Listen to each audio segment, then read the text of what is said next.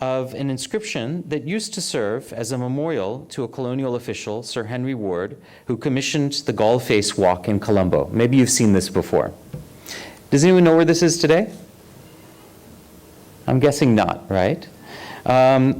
Sometime in the last decade, it was determined that the memorial should be removed and placed in an informal museum housed in the Old Town Hall in Petta.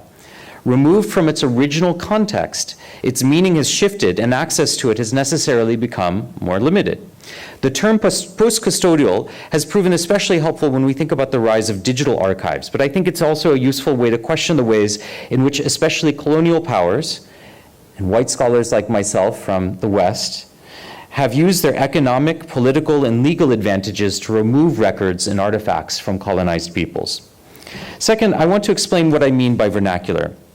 Sheldon Pollock has advanced a model of linguistic development in South Asia that's become dominant, maybe even dispensable in our field. At its foundation is a distinction he draws between the trans-regional cosmopolitan languages associated with vast literatures and political entities and more local forms of expression, often unwritten, that he designates as vernaculars. This model finds its most succinct formulation by differentiating particular phases of a process that Pollock labels as vernacularization.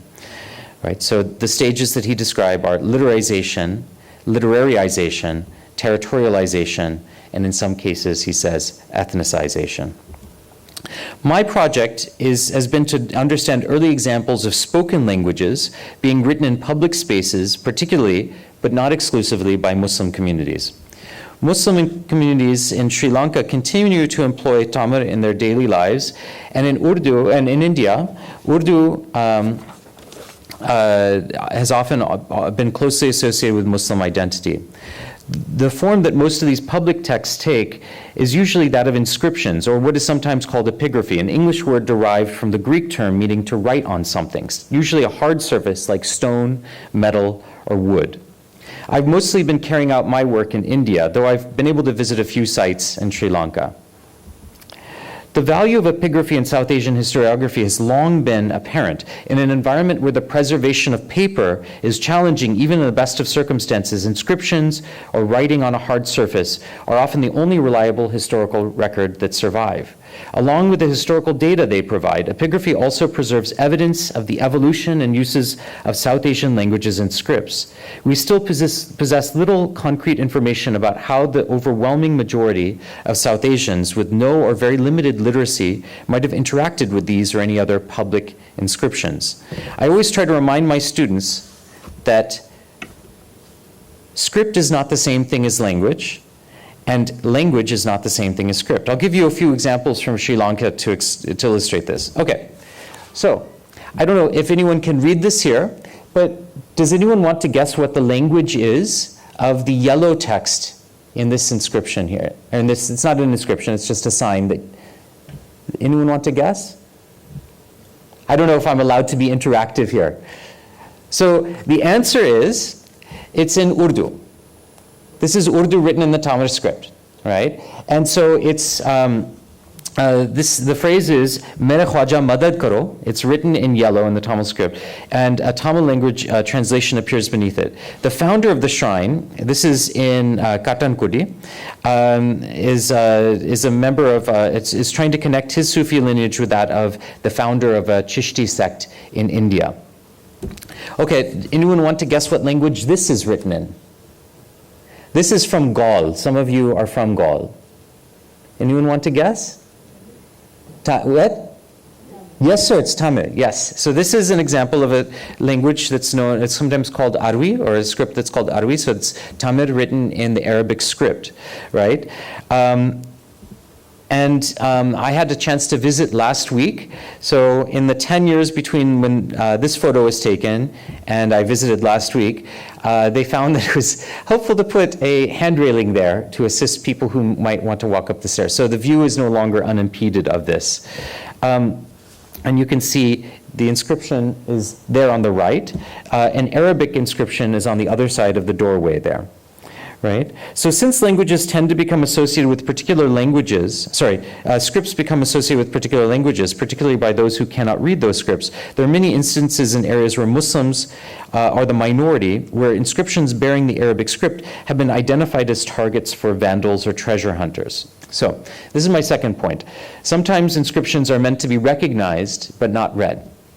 So in the case of this one town in India, after the partition of India and Pakistan, architectural historians Mehrdad and Natalie Shikuhi, they noted in their studies of Islamic architecture that, many situations where what they're calling Muslim inscriptions, now the question is, are they Muslim or are they in the Arabic script? They've been targeted for vandals, right?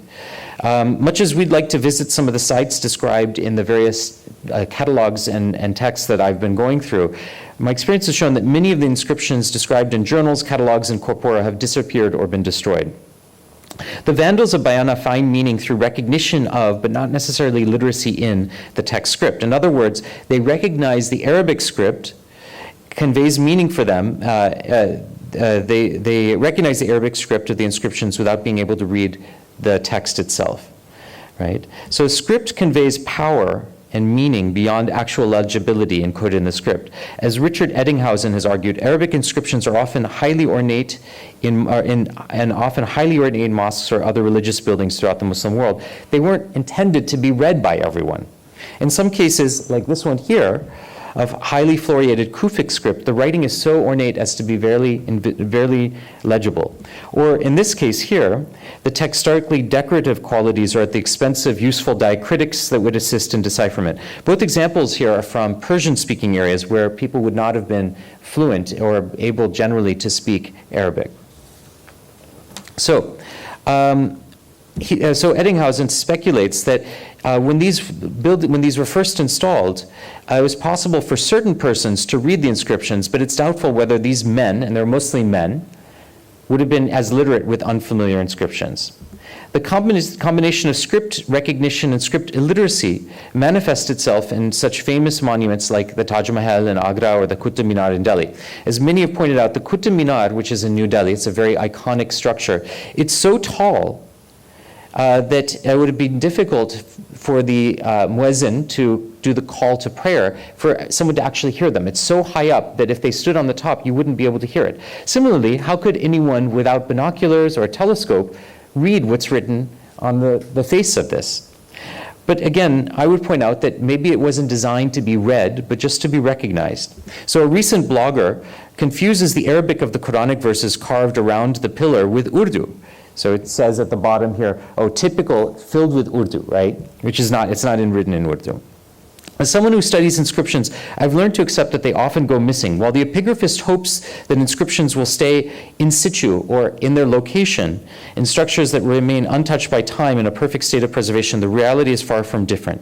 So the subtropical or tropical climates here, they support the growth of foliage all year. One observes plants like the ficus growing from many buildings. There's also issues like earthquakes, which damage buildings. In situations like these, if the facility still has value to a community, they'll often invest time and money in renovating or rebuilding. Indeed, as we'll see, the members of various religious communities are often enjoined to obtain merit by building new structures, and more often than not, they do so on the foundation of earlier buildings. When an old structure comes down and a new one comes up, inscriptions that once served their purpose in documenting an event, such as the construction of the old structure, lose their referential context. Many inscriptions themselves document the reconstruction of an earlier structure, suggesting that the cycle of construction and destruction is not unique in our time. So, sometimes inscriptions get unstuck. When I entered, so let me find this here. Yeah. So, when I entered this mosque in the northern state of, the mosques of Patan, which is located in northern Gujarat in India, Western India, have with few exceptions been rebuilt since the 1990s. Using a 1973 Annual of Indian Epigraphy as my guide, I tried to locate as many inscriptions as I could in the older neighborhoods of what had been the walled city. When I visited Dhobiyan Ki Masjid, the Washerman's Mosque, I discovered that the earlier structure, like so many others in the neighborhood, had been replaced with a new one made from reinforced concrete. The interior of the new structure was tiled and equipped with fans, running water, and other conveniences. One might never know that there was an earlier structure that had been built on the site 600 years before. When I entered the mosque about an hour before the midway prayers, there was only one person in the compound. I asked him if he had ever seen an old inscription inside the building. The annual described it as a slab on the northern wall, right? He insisted that there's no such thing. And if it existed, the Malik, or the owner of the facility, would have it. I said, well, where is the Malik? He said, oh, he's in South Africa. I asked if there might be any place where objects from the old mosque might have been stored for safekeeping. He didn't know of any place like that in the facility. I then pointed to a door in what appeared to be a cupboard built into the compound's outer wall. I asked, in the courtyard, this, he asked, opening the door. Inside was a thick slab of stone about 2.5 feet by 10 inches and up to 8 inches thick, with the very inscription I'd been seeking on its polished front face. We worked together to lift the very heavy object onto a platform so I could take a photo. I've never seen this before, he told me. The inscription reproduces a well-known tradition or hadith narrated by the Prophet Muhammad on the virtues of building a mosque. It reads, whoever builds a mosque for the sake of Allah, like a sparrow's nest for Allah, or even smaller, Allah will build for him a house in paradise. This inscription documents the merit one gets by building a mosque. Now, this mosque has been rebuilt. Someone has obtained merit. This inscription no longer serves its purpose, right? So it's been kept in a cupboard. A few weeks later, I visited the Masjid-e-Azam in Palikonda in northern Tamil Nadu. I'd been hoping to find, above the Qibla or central niche indicating the direction, an Urdu inscription commemorating the construction of this mosque in 1878. Instead, I discovered the 19th century mosque had just been torn down, and another was in the process of being constructed. After asking the caretakers of the facilities, Mr. Masood and Mr. Karimuddin, about the status of the early inscriptions, I was told they'd been placed in a shed with various cooking implements for the Eid festival were stored. We were able to gain access to the shed and the original inscriptions, now covered in motor oil and leant up against the wall, to a mosque. These are inscriptions that document a mosque that no longer exists. It says, praise, it says, when this praiseworthy mosque, the one that no longer exists, was built, they explained, Vah, a most beneficent boon. The Sinner Lame, the person who wrote this, wrote a chronogram for the year of this construction. Okay, sometimes people just don't want to remember. I'll just give you one example here. I tried to find a mosque that's in the small town of Dhuraji in the Saurashtrian Peninsula in Western India. And when I arrived there, there's a brand new mosque that was there. And I asked, what happened to the old mosque? They said, well, that belonged to the Maimoni Muslims, and they all left after partition. And so we took it over and we decided to build a new mosque, right? And so they said, we don't know and we don't care where the inscriptions are that you're looking for, because that mosque doesn't exist anymore. Sometimes reading habits change. When I was visiting last month an Old English cemetery in central Surat on the western coast of India, I spent a few hours reading through tombstones commemorating British men and women who died there in the 17th and 18th centuries. There were some older gentlemen playing cards, and they asked me, what's on this stuff? What is this stuff? And I tried to translate for them, but the thing is, this is in Latin, not in English. So I did my best, but I'm not very good at Latin. And so they were a little bit disappointed. But for them, the inscriptions in Latin were really not so different than the Armenian inscriptions just down the road in the Armenian cemetery. They're equally illegible, just stuff that foreigners had written, right? So writing about early Islamic epitaphs from the early Islamic period, historian Leor Halavi explains, all tombstone inscriptions prompt the literate passerby to read, probably out loud, right? Because throughout most of human history, a very small fraction of human beings have been able to read, right? So, okay. I'm just going to very quickly mention this example here. When I visited this mosque, which was built in the 19th century in Western India, I spoke to the teacher of the Islamic school there, and I said, I'm looking for an inscription in Urdu. And he said, oh, there's no such thing here. I've been working here for years, no such thing. Well, later on that afternoon, I came back, and a gentleman who was a caretaker, he said, let's look upstairs. And we looked upstairs, and we found this. When I read it out loud to them, and I'll just read a little line here. I know that this is not an Urdu-speaking audience necessarily, but "Bahut khoob masjid ajab khana ka, Jo gummad ko deke vkehe vava. So he was able to understand everything, and he said, oh, this isn't Arabic. This is our language. To give you another example of this, also in Gujarat was an inscription. I was looking for an inscription, and when I got there, they said, oh, we tore it down. We couldn't read it anymore, and we made a new one in our language. But this language, it's Urdu, but written in the Gujarati script, because nobody there knows how to read the Arabic script anymore. So they reconfigured this one to make it something that they could read. Similarly, if you go to mosques throughout Gujarat, you'll find the weekly sermon written in Hindi or Urdu, but in the Gujarati script, so people can actually make sense of it. Okay, so sometimes inscriptions break. When I visited this one particular a mosque, which had been rebuilt, they said, oh, unfortunately, the old inscription from 700 years ago broke, but we made a new one. So to their credit, they made a copy of it. Unfortunately, this copy is in a very different style. It's very legible, very easy to read. It's in Arabic and in the local language, the local Gujarati there. But they decided to make a copy, which is better than nothing, I would say.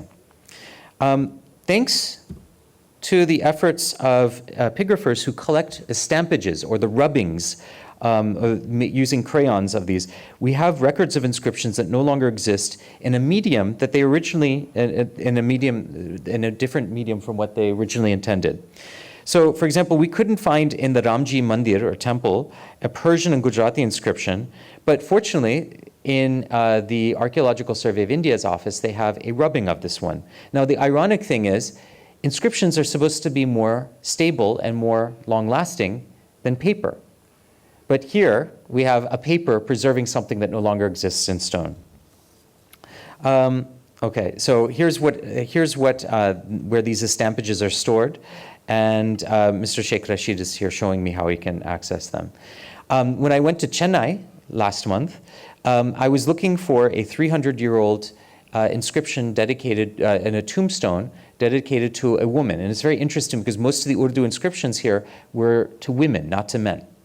When I arrived, however, they said, oh, we threw all of those away. The reason for this is that the religious community had changed. They had made the determination, following some traditions associated with Islamic reformists, that any type of inscription or writing on a grave was not ideal. Muslims should not have any sort of inscription.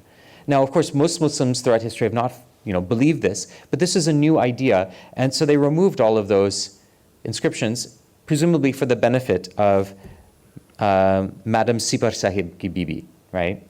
So unfortunately, none of those exist anymore. Similarly, I tried to find this one inscription in Andhra Pradesh in India, and when I visited the well where it was supposed to be located next to the municipal building, they said, oh, we've torn all of this up. It no longer exists. The well doesn't exist anymore. So we're able to find this here. This one's really interesting because it has a curse at the bottom threatening anyone who would damage this well. So whoever did the construction work of tearing this up made the mother of any who obstruct it or be divorced by her husband. So that they've been cursed by this.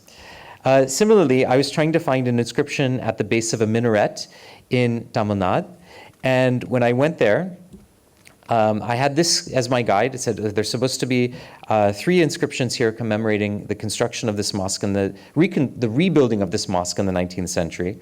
They said, oh yeah, we built a new mosque. Doesn't exist anymore. But what I found really interesting, and this is one of my final points, is that there is an advertisement in this mosque for a company that builds precast minarets or minars. So anyone who wishes can order from Gujarat.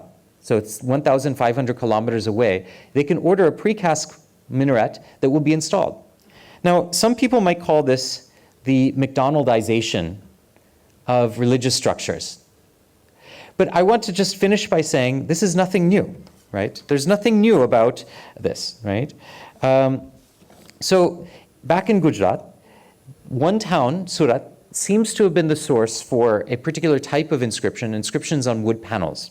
So you find them all over the place. All over the place. And in fact, it seems that they were even exported to other places. Just like how that is now a place where most of the world's diamonds are cut. right? And so you find wooden inscriptions everywhere. But I'll just give you an example.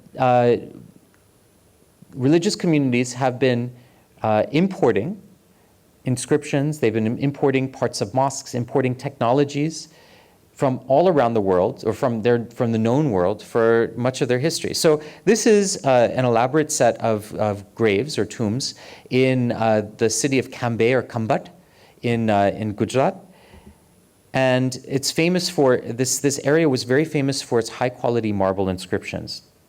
Now, you can find marble inscriptions from Kambat were exported to all over the world. And so places to which they're exported, they include, let's see, they traveled, let me just see here. So they traveled, I have this great list here. Tanzania, Somalia, Oman, Iran, Maharashtra, Goa, Kerala, Sumatra, and Java. This one here is from Sumatra. And guess what? If I had a stone, I could throw and hit this one, which is kept just next door at the Colombo National Museum. It comes from Kambat. It was imported, but it was originally placed at a grave in Trincomalee, right? So this is my last statement here. So to return to the question of what a post-custodial perspective on inscriptions might entail, I'm arguing today that inscriptions should not be relocated away from the structures and communities that have produced and cared for them for generation to generation. But I do think we have an important role as scholars to teach those who are custodians of this heritage about why these objects should hold such importance in documenting the history of those spaces and the people who've occupied them. I would suggest that the ubiquity of high quality cameras, I think everyone in this room has a mobile phone with a good quality camera, that most humans on the planet now carry with them, offers the chance to document these inscriptions in a way that was never possible in the past. Moreover, our ability to share photos and tag them based on their location means that the challenges of access that physical museums have always faced may soon be a thing of the past. But when an inscription is relocated, destroyed, or lost, the intimate connections between, on the one hand, an event meaningful enough to be memorialized and the place in which the event took place become severed. Like the marble inscription that traveled from Kambat to Trincomalee and then to Colombo National Museum, inscriptions preserved in museums and in images on the internet run the risk of becoming decontextualized objects of art. For me, the process of photographing, transcribing, and translating these inscriptions is the closest thing I've ever experienced to a pilgrimage. Though these memorials may no longer be legible to the local communities that serve as their custodians, the global reach of the internet means that new readers and new publics may gain access and find significance in these memorials. Thank you so much. There we go. Thank you so much, everyone.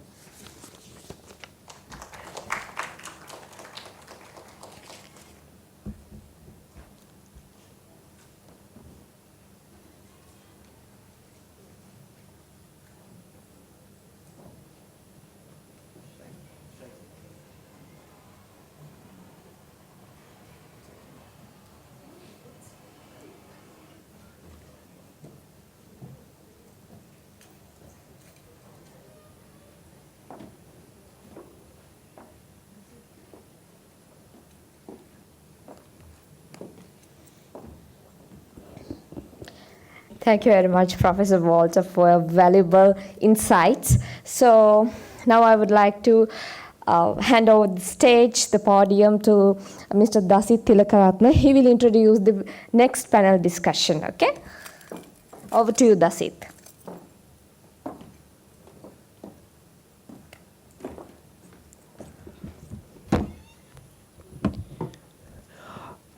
Thank you very much, Sandali, and good evening to you all. I hope you all had a very engaging time listening to about researchers done and maybe inspired to do your own research as well.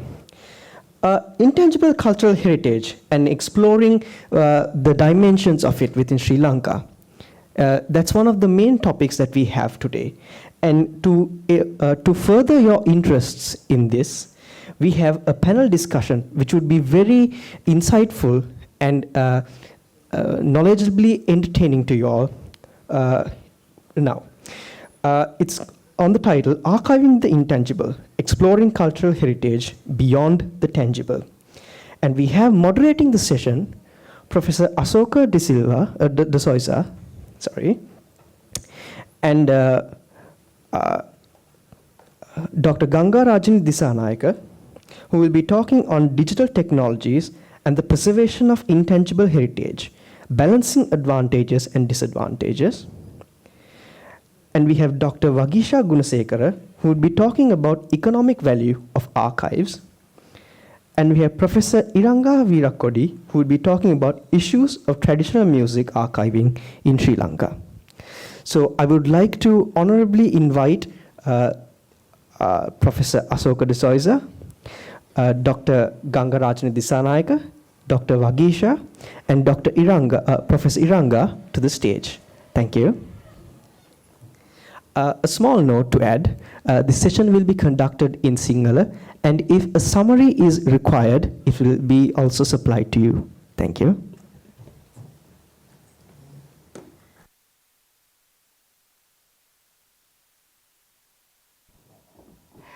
Thank you very much, Iranga, for inviting us. We are going to conduct this in Sinhala, but just a starting note, we come from different disciplines, musicology, economics, and also sociology, mass communication.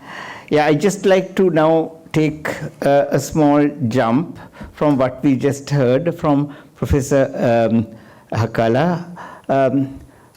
When I studied and wanted to do my PhD in how India was shown in European theatre, the mentality that India is like this, of people who had never been to India, was important. What was my approach? I had to look at texts of theatre that had been published and all over Europe in French, German, and English, and these were available in different libraries. How was my approach to get it? There was the big catalogs at that time. It's all paper-based. I had to go from one library to the other in Berlin and look for these catalogs. Through the catalogs, I had to send acquisitions for microfiche. Then the microfiche would come 2 weeks or a month later, and then I put it into a machine, and then I can read that text, and then do my thesis. That was in 1995, 1996, I published this, a mentality story that was available on a theatre text and on theatre backdrops as something visual, going into a thesis that was going to look at how did Europe look at India at a time they were going to colonize. Now today we are much more luckier. We don't have to go to libraries, we don't have to go to the archive, we can get it online. And also, nobody's going to check whether we have already gone to the archive. So there are different types of archives, so the library has become less important for us, and maybe the archive has become more important. So that would be my starting point. Certain intangible things are made tangible in archives, but certain things are difficult to make tangible. For example, something like a dancing, ritual of a dance is difficult to make it available as an archive. So we are going into different areas. So I go back now and will be moderating. Thank you for listening.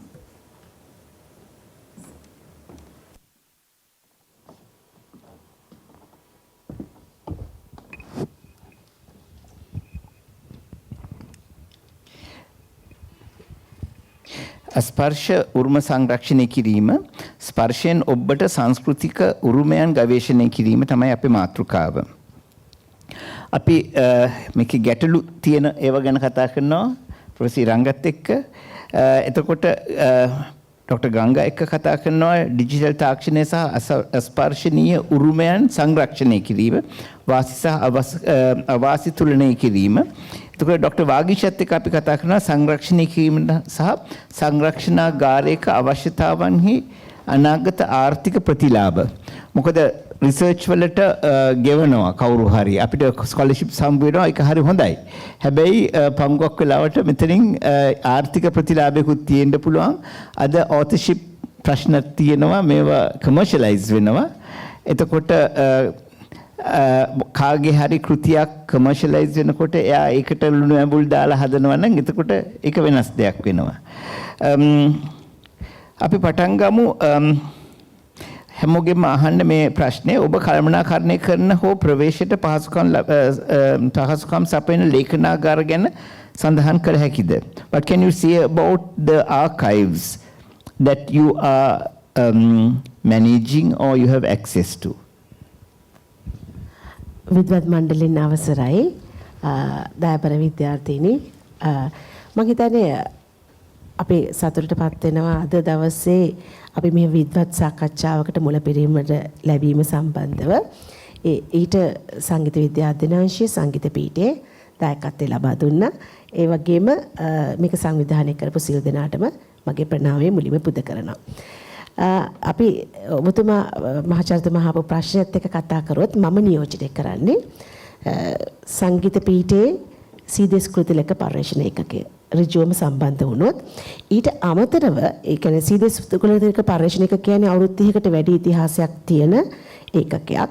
මේදී මූලිකත්වයේ අරගෙන තිබුණේ සීදෙස් කෘති ලේඛ මහත්මයා ඔබ දන්නවා මානවංශ සංගීතය පිළිබඳව ලංකාවට හඳුන්වා දෙන්න පුරෝගාමී වෙච්ච චරිතයක් තමයි මේ සීදේස් කෘතිලකයන් කියන්නේ. ඉතින් එතුමා බොහොම ඒ කාලේ කාරණා කතා කරනකොට බොහොම දුක් මහන්සියලා බොහොම කැපකිරීමකින් බොහෝ ආර්ථික ප්‍රතිලාභයක් කිසි දෙයක් නැතිව පහසුකම් නැති යුගයක තමයි ඇත්තටම මේ සියලු දේවල් කරේ. ඉතින් ඒ එතුමාගේ උමනාවට ආරම්භ කරපු ඒකකයක් සතුව තමයි මම මගේ දායකත්වය දැනට ලබා දෙන්නේ. ඊට පෙරාතු අධ්‍යක්ෂින් ටිකක් කියනවා නම් මහාචාර්යතුමනි ඔබතුමාලත් එක්කම මම වැඩ කරා සංකතන පරිශ්‍රණ කේන්දරයේ. ඉතින් ඒ අධ්‍යක්ෂින් ලැබුණා එහිදී. ඊට අමතරව මගේ පසුබිම ගැන කතා කරොත් මම විශේෂයෙන් අස්පර්ශනීය සංස්කෘතික උරුමය කෙනෙක් කිරීම ඍජුවම අදාළ නොවුනත් මම ඒහා සම්බන්ධව සංගීතයට අමතරව ඒහා සම්බන්ධව කැමැත්තක් දක්වන උනන්දුවක් දක්වන ඒ වගේම ඒවා ලේඛනගත කරමින් ඒවා එකතු කරමින් සංරක්ෂණය කරමින් කතා කරන සිවිල් පුරවැසියෙක් වීම. ඒක තමයි ඔබතුමාට මට කියන්න තියෙන හොඳම උත්තරේ.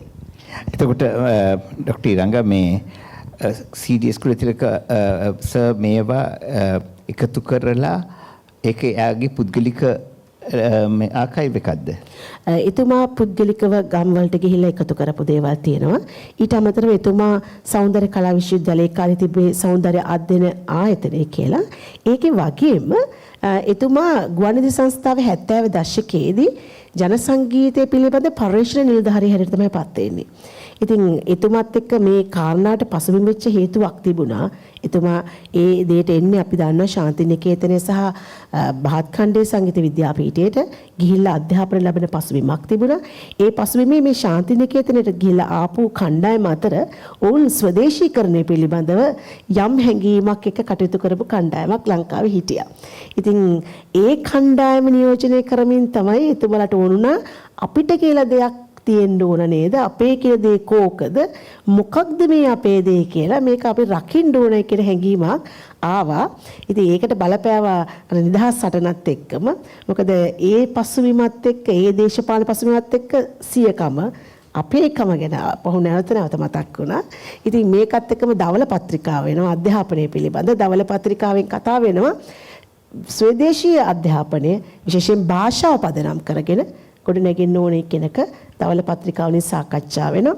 ඒතර මේ 40 දශකයේ මේ ආපු ගමන් මග 70 දශකයේ වෙනකොට ඉතින් එතුමත් එක්ක බොහෝ කණ්ඩායම් හිටියා. එතුමා විතරක් නෙවෙයි තවත් බොහෝ විද්වතුන් හිටියා. ඉතින් මේ අය කුඩා කණ්ඩායම් හැටියට යම් දේවල් කරා, කලායතන හැටියට යම් දේවල් කරා, පරම්පරා හැටියට යම් දේවල් කරා. ඇතැම් ඒවා අපි දන්නවා වාර්තා වෙන්නේ නැහැ. උන්ගේ නම් කියවෙන්නේ නැහැ. ඒවා අපිට වාර්තා කරගන්න හැකියාවක් තිබුණෙත් නැහැ. හැබැයි කුලතිලක මහත්තයලා ගුවන්විදුලි සංස්ථාව හරහා ඒක අයිතිබේ එක ගුවන්විදුලියයිනේ. ඉතින් මේ ගුවන්විදුලි සංස්ථාව හරහා උන්ට පුළුවන් වුණා සංරක්ෂණ ඒකකයක් පිහිටවන්න සහ ඔවුන් පටිගත කිරීම කරා විශාල වශයෙන් ලේඛනගත කරා. එතුමාට යම්කිසි ක්‍රමවේදයක් තිබුණා මේ සඳහා එතුමාට දැක්මක් තිබුණා. ඉතින් ඒ දැක්මත් එක්ක ආපු ගමන් මග තමයි ඇත්තටම අපිත් අද දවසෙත් මේ කටයුතු කරගෙන යන්නේ. එහෙම යම් දෙයක් කරනවා නම් මම හිතන්නේ කෘතවේදීත්වයේ මේ අපි හැමෝම එතුමාලාට එතුමා ඇතුළු බොහෝ කණ්ඩායමක් ඉන්නවා. එතුමාලාට පිරිනමන්න ඕනේ. ඔව් මටත් මතකයි දැන් මේක ටෙලිවිෂන් ඩ්‍රාමා එකක් වගේ වේගෙන යනවා. මටත් මතකයි ඔය කුලතිලක සර්ගේ ඒ ජනගී ප්‍රෝග්‍රෑම්ස් මමත් අහනවා. එතකොට ඒ කියන්නේ ජනගී රෙකෝඩ් කරලා මෙතන සංරක්ෂණය කරලා තියෙනවා. එතකොට ඒ වගේම ඒවා ලේඛනගත වෙලා තියෙනවා. ඒ කියන්නේ ස්ක්‍රිප්ට් එකක් තියෙනවා. එතකොට ඒක සින්දු වලින් ලේඛනගත වෙනවා. එතකොට ડોક્ટર ගංගාරාජ දිසානායකගේ කල්පනාකරණය කරන මේ ආකයිව් එක කොහොමද වැඩ කරන්නේ?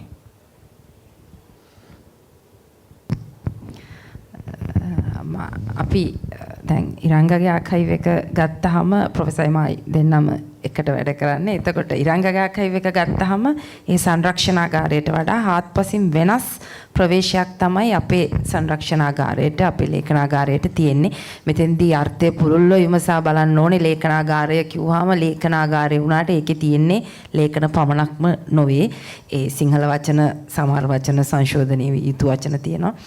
සංරක්ෂණාගාරය කියලා කිව්වම අපි මෙතෙන්දී පාවිච්චි කරමු. සංරක්ෂණාගාරය intangible heritage අස්පර්ශනීය උරුමයට කොහොමද සම්බන්ධ වෙන්නේ ඍජුවම කියලා අපි අපේ පර්යේෂණ අපේ සංරක්ෂණාගාරයත් එක්ක ටිකක් පුළුල්ව විමසලා බලන්න ඕනේ.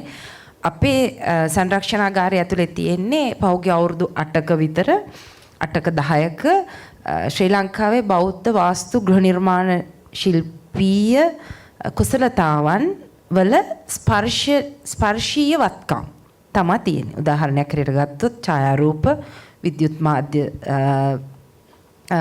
පටිගත කිරීම, ශ්‍රව්‍ය පටිගත කිරීම විවිධ දේ.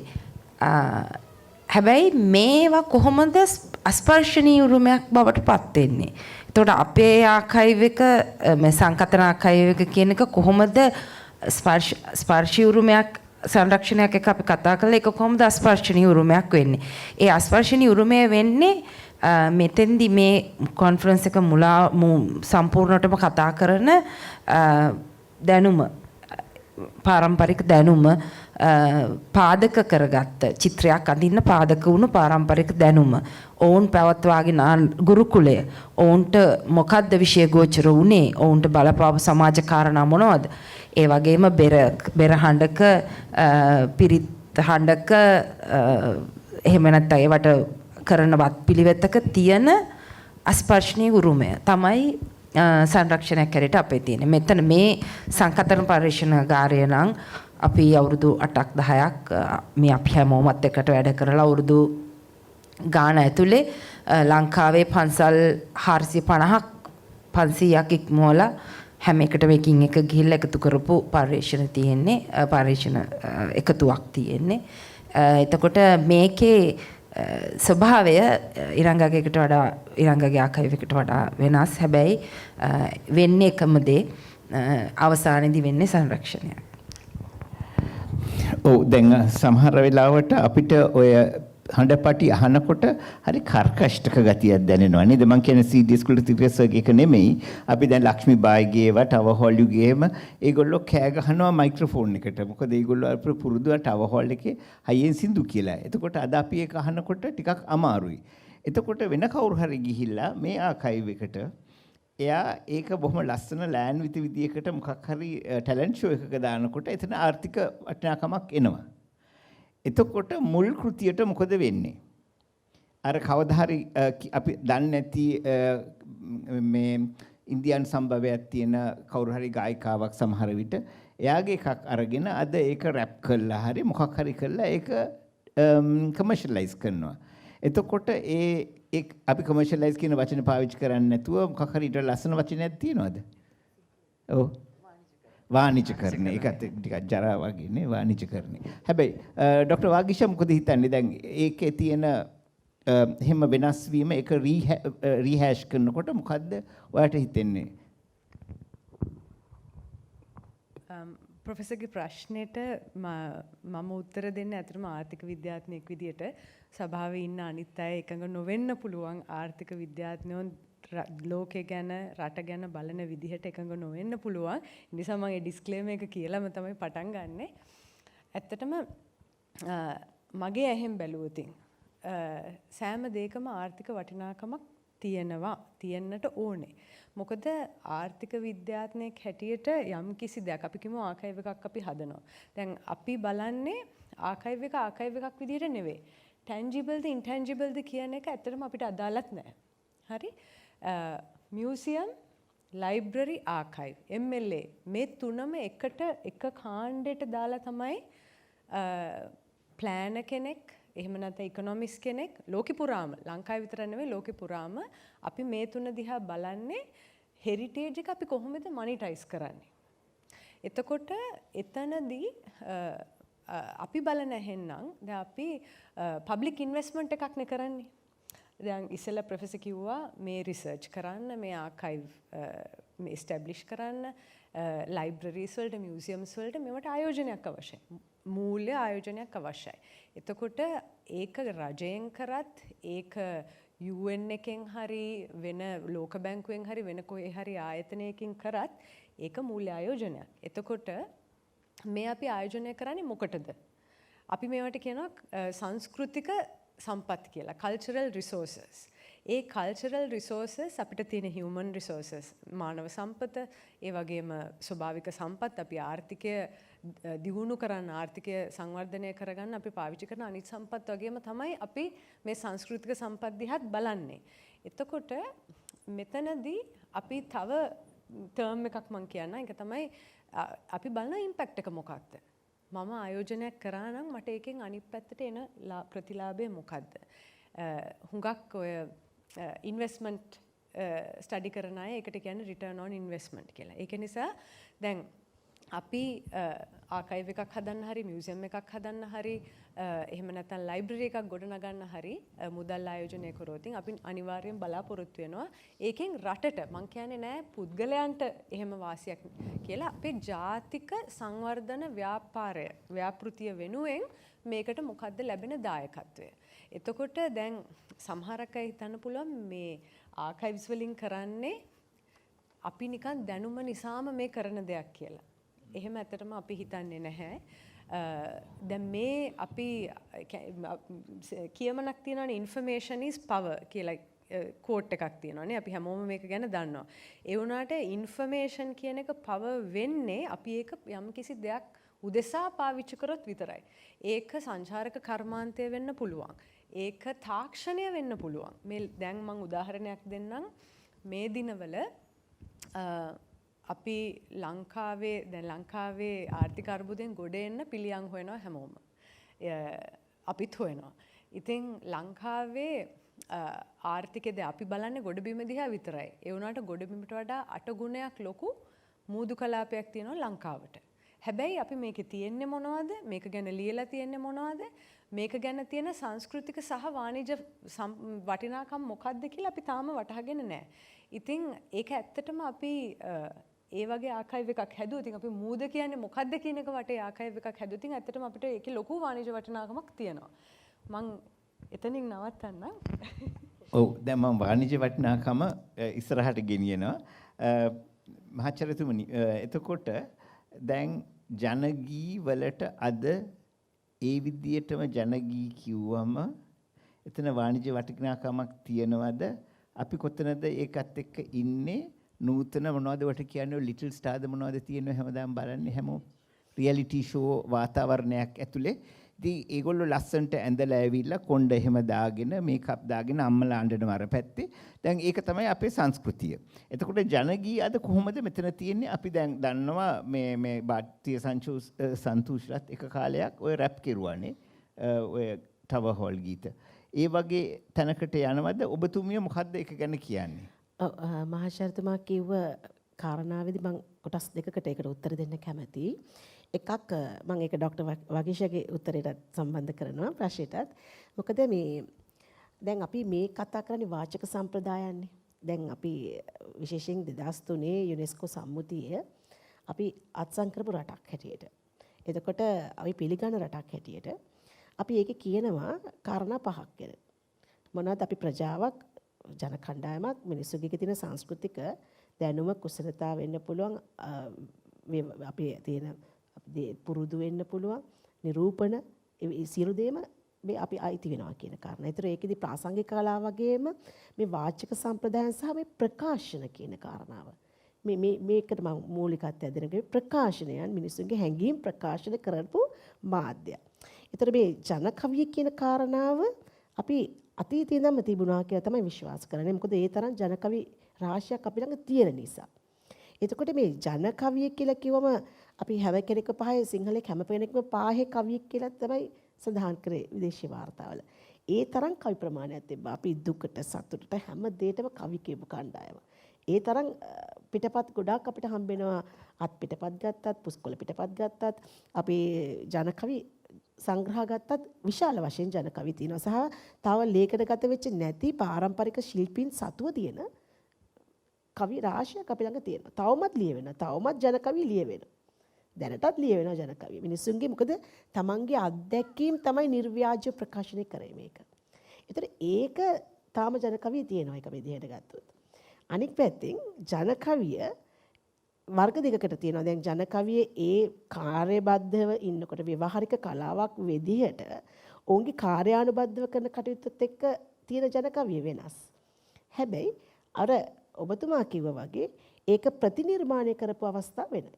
ඒතර කුලතිලක මහත්තයලා වගේ අයත් මේ ජනගීය රන්වල මහත්තයලා වෙලා කුලතිලක මහත්තයලා මකුලොල මහත්මයලා සහ මේ නියෝජනය කරපු හැම කණ්ඩායමක්ම ජනගීය මූලික ස්වරූපය පවත්වාගෙන යන්නත් යම් උත්සාහයක් දරලා තියෙනවා වගේම ඒක කොහොමද ටිකක් අහන්න දෙන්න පුළුවන් විදිහට සංගීත සංයෝජනය කරමින් ඇතැම් වෙලාවට වචන එකතු කරමින් තනු නිර්මාණය කරමින් නව තනු නිර්මාණය කරමින් මේ දේ හරහා සමාජගත කරන්න යම් කිසි උත්සාහයකුත් දරලා තියෙන ආකාරයක් තියෙනවා. ඒකට ප්‍රතිනිර්මාණ ජනගීය ප්‍රතිනිර්මාණය කරපු අවස්ථාවක් තියෙනවා.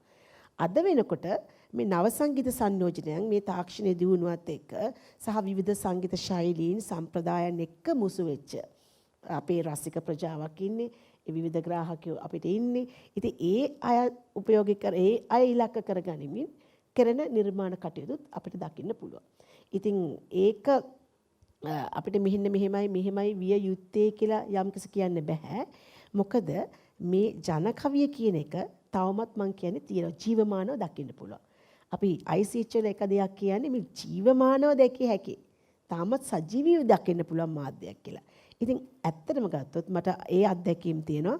මම කතෝලික ප්‍රජාවේ ගත්තත්, අපි නෙළුම් කවියට ගියත්, දීවර ප්‍රජාවේ ගත්තත් අපි ළඟ එකතු කරපු දේවල් තිබුණා සංකතන පරිශන කේන්දරෙත්, ඒ වගේම වෙනත් අවශ්‍යතාවලදීත් අපිට තාම මේක දකින්න පුළුවන්. ඇහෙනවා. ඒතර ඒ කටයුත්ත අද වෙනකොට මේ ජනප්‍රිය සංස්කෘතියත් එක්ක එහෙම නැත්නම් මේ මාධ්‍යමවන සංස්කෘතිකාංගත් එක්ක මාධ්‍ය අවශ්‍යතාවත් එක්ක මිනිසුන්ගේ ඉල්ලුම් අනුව ඉතින් යම් දේවල් සහ අනුග්‍රහකීන් මත මේ දේවල් වල ඉල්ලුම් සැපයුම් වල යම් ගැටලු තියෙන්න පුළුවන්. හැබැයි ඔබතුමිය කියපු කාරණාට මම තියෙනවා මේකේ වටිනාකමක් තියෙනවා. හැබැයි අපි හැම කෙනාම දකින්නේ මේකේ ආර්ථික වටිනාකම ගොඩක් වෙලාවට. මොකද්ද මේකේ තියෙන වැඩේ? ඇයි ජනගී කියන්නේ? එහෙම. හැබැයි මේක සංස්කෘතික දේපලක්. මේ සංස්කෘතික ප්‍රාග්ධනයක්.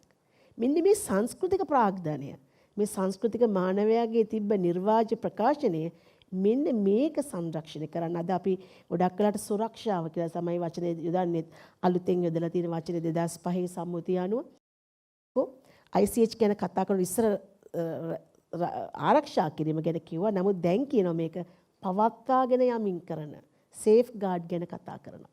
ඉතින් අද වෙනකොට මේක අපි මතක් කරනවා නැවතත් අපිට දැන් අපේ මෙච්චර සංස්කෘතිකාංගයක් තිබුණා. හැබැයි යුනෙස්කෝ මතක් කරනකොට තමයි අපිට මතක් වෙන්නේ ICH තියෙනවා. මේවා ගැන අපිට පුහුණු වීම දෙනවා. මේ පසුගිය දවස්වල මම දින 3ක පුහුණුවකට ගිහිල්ලා ආවා. එතකොට අපිට නැවත මතක් කරනවා මේ මතක් කරන්නේ මොනවද?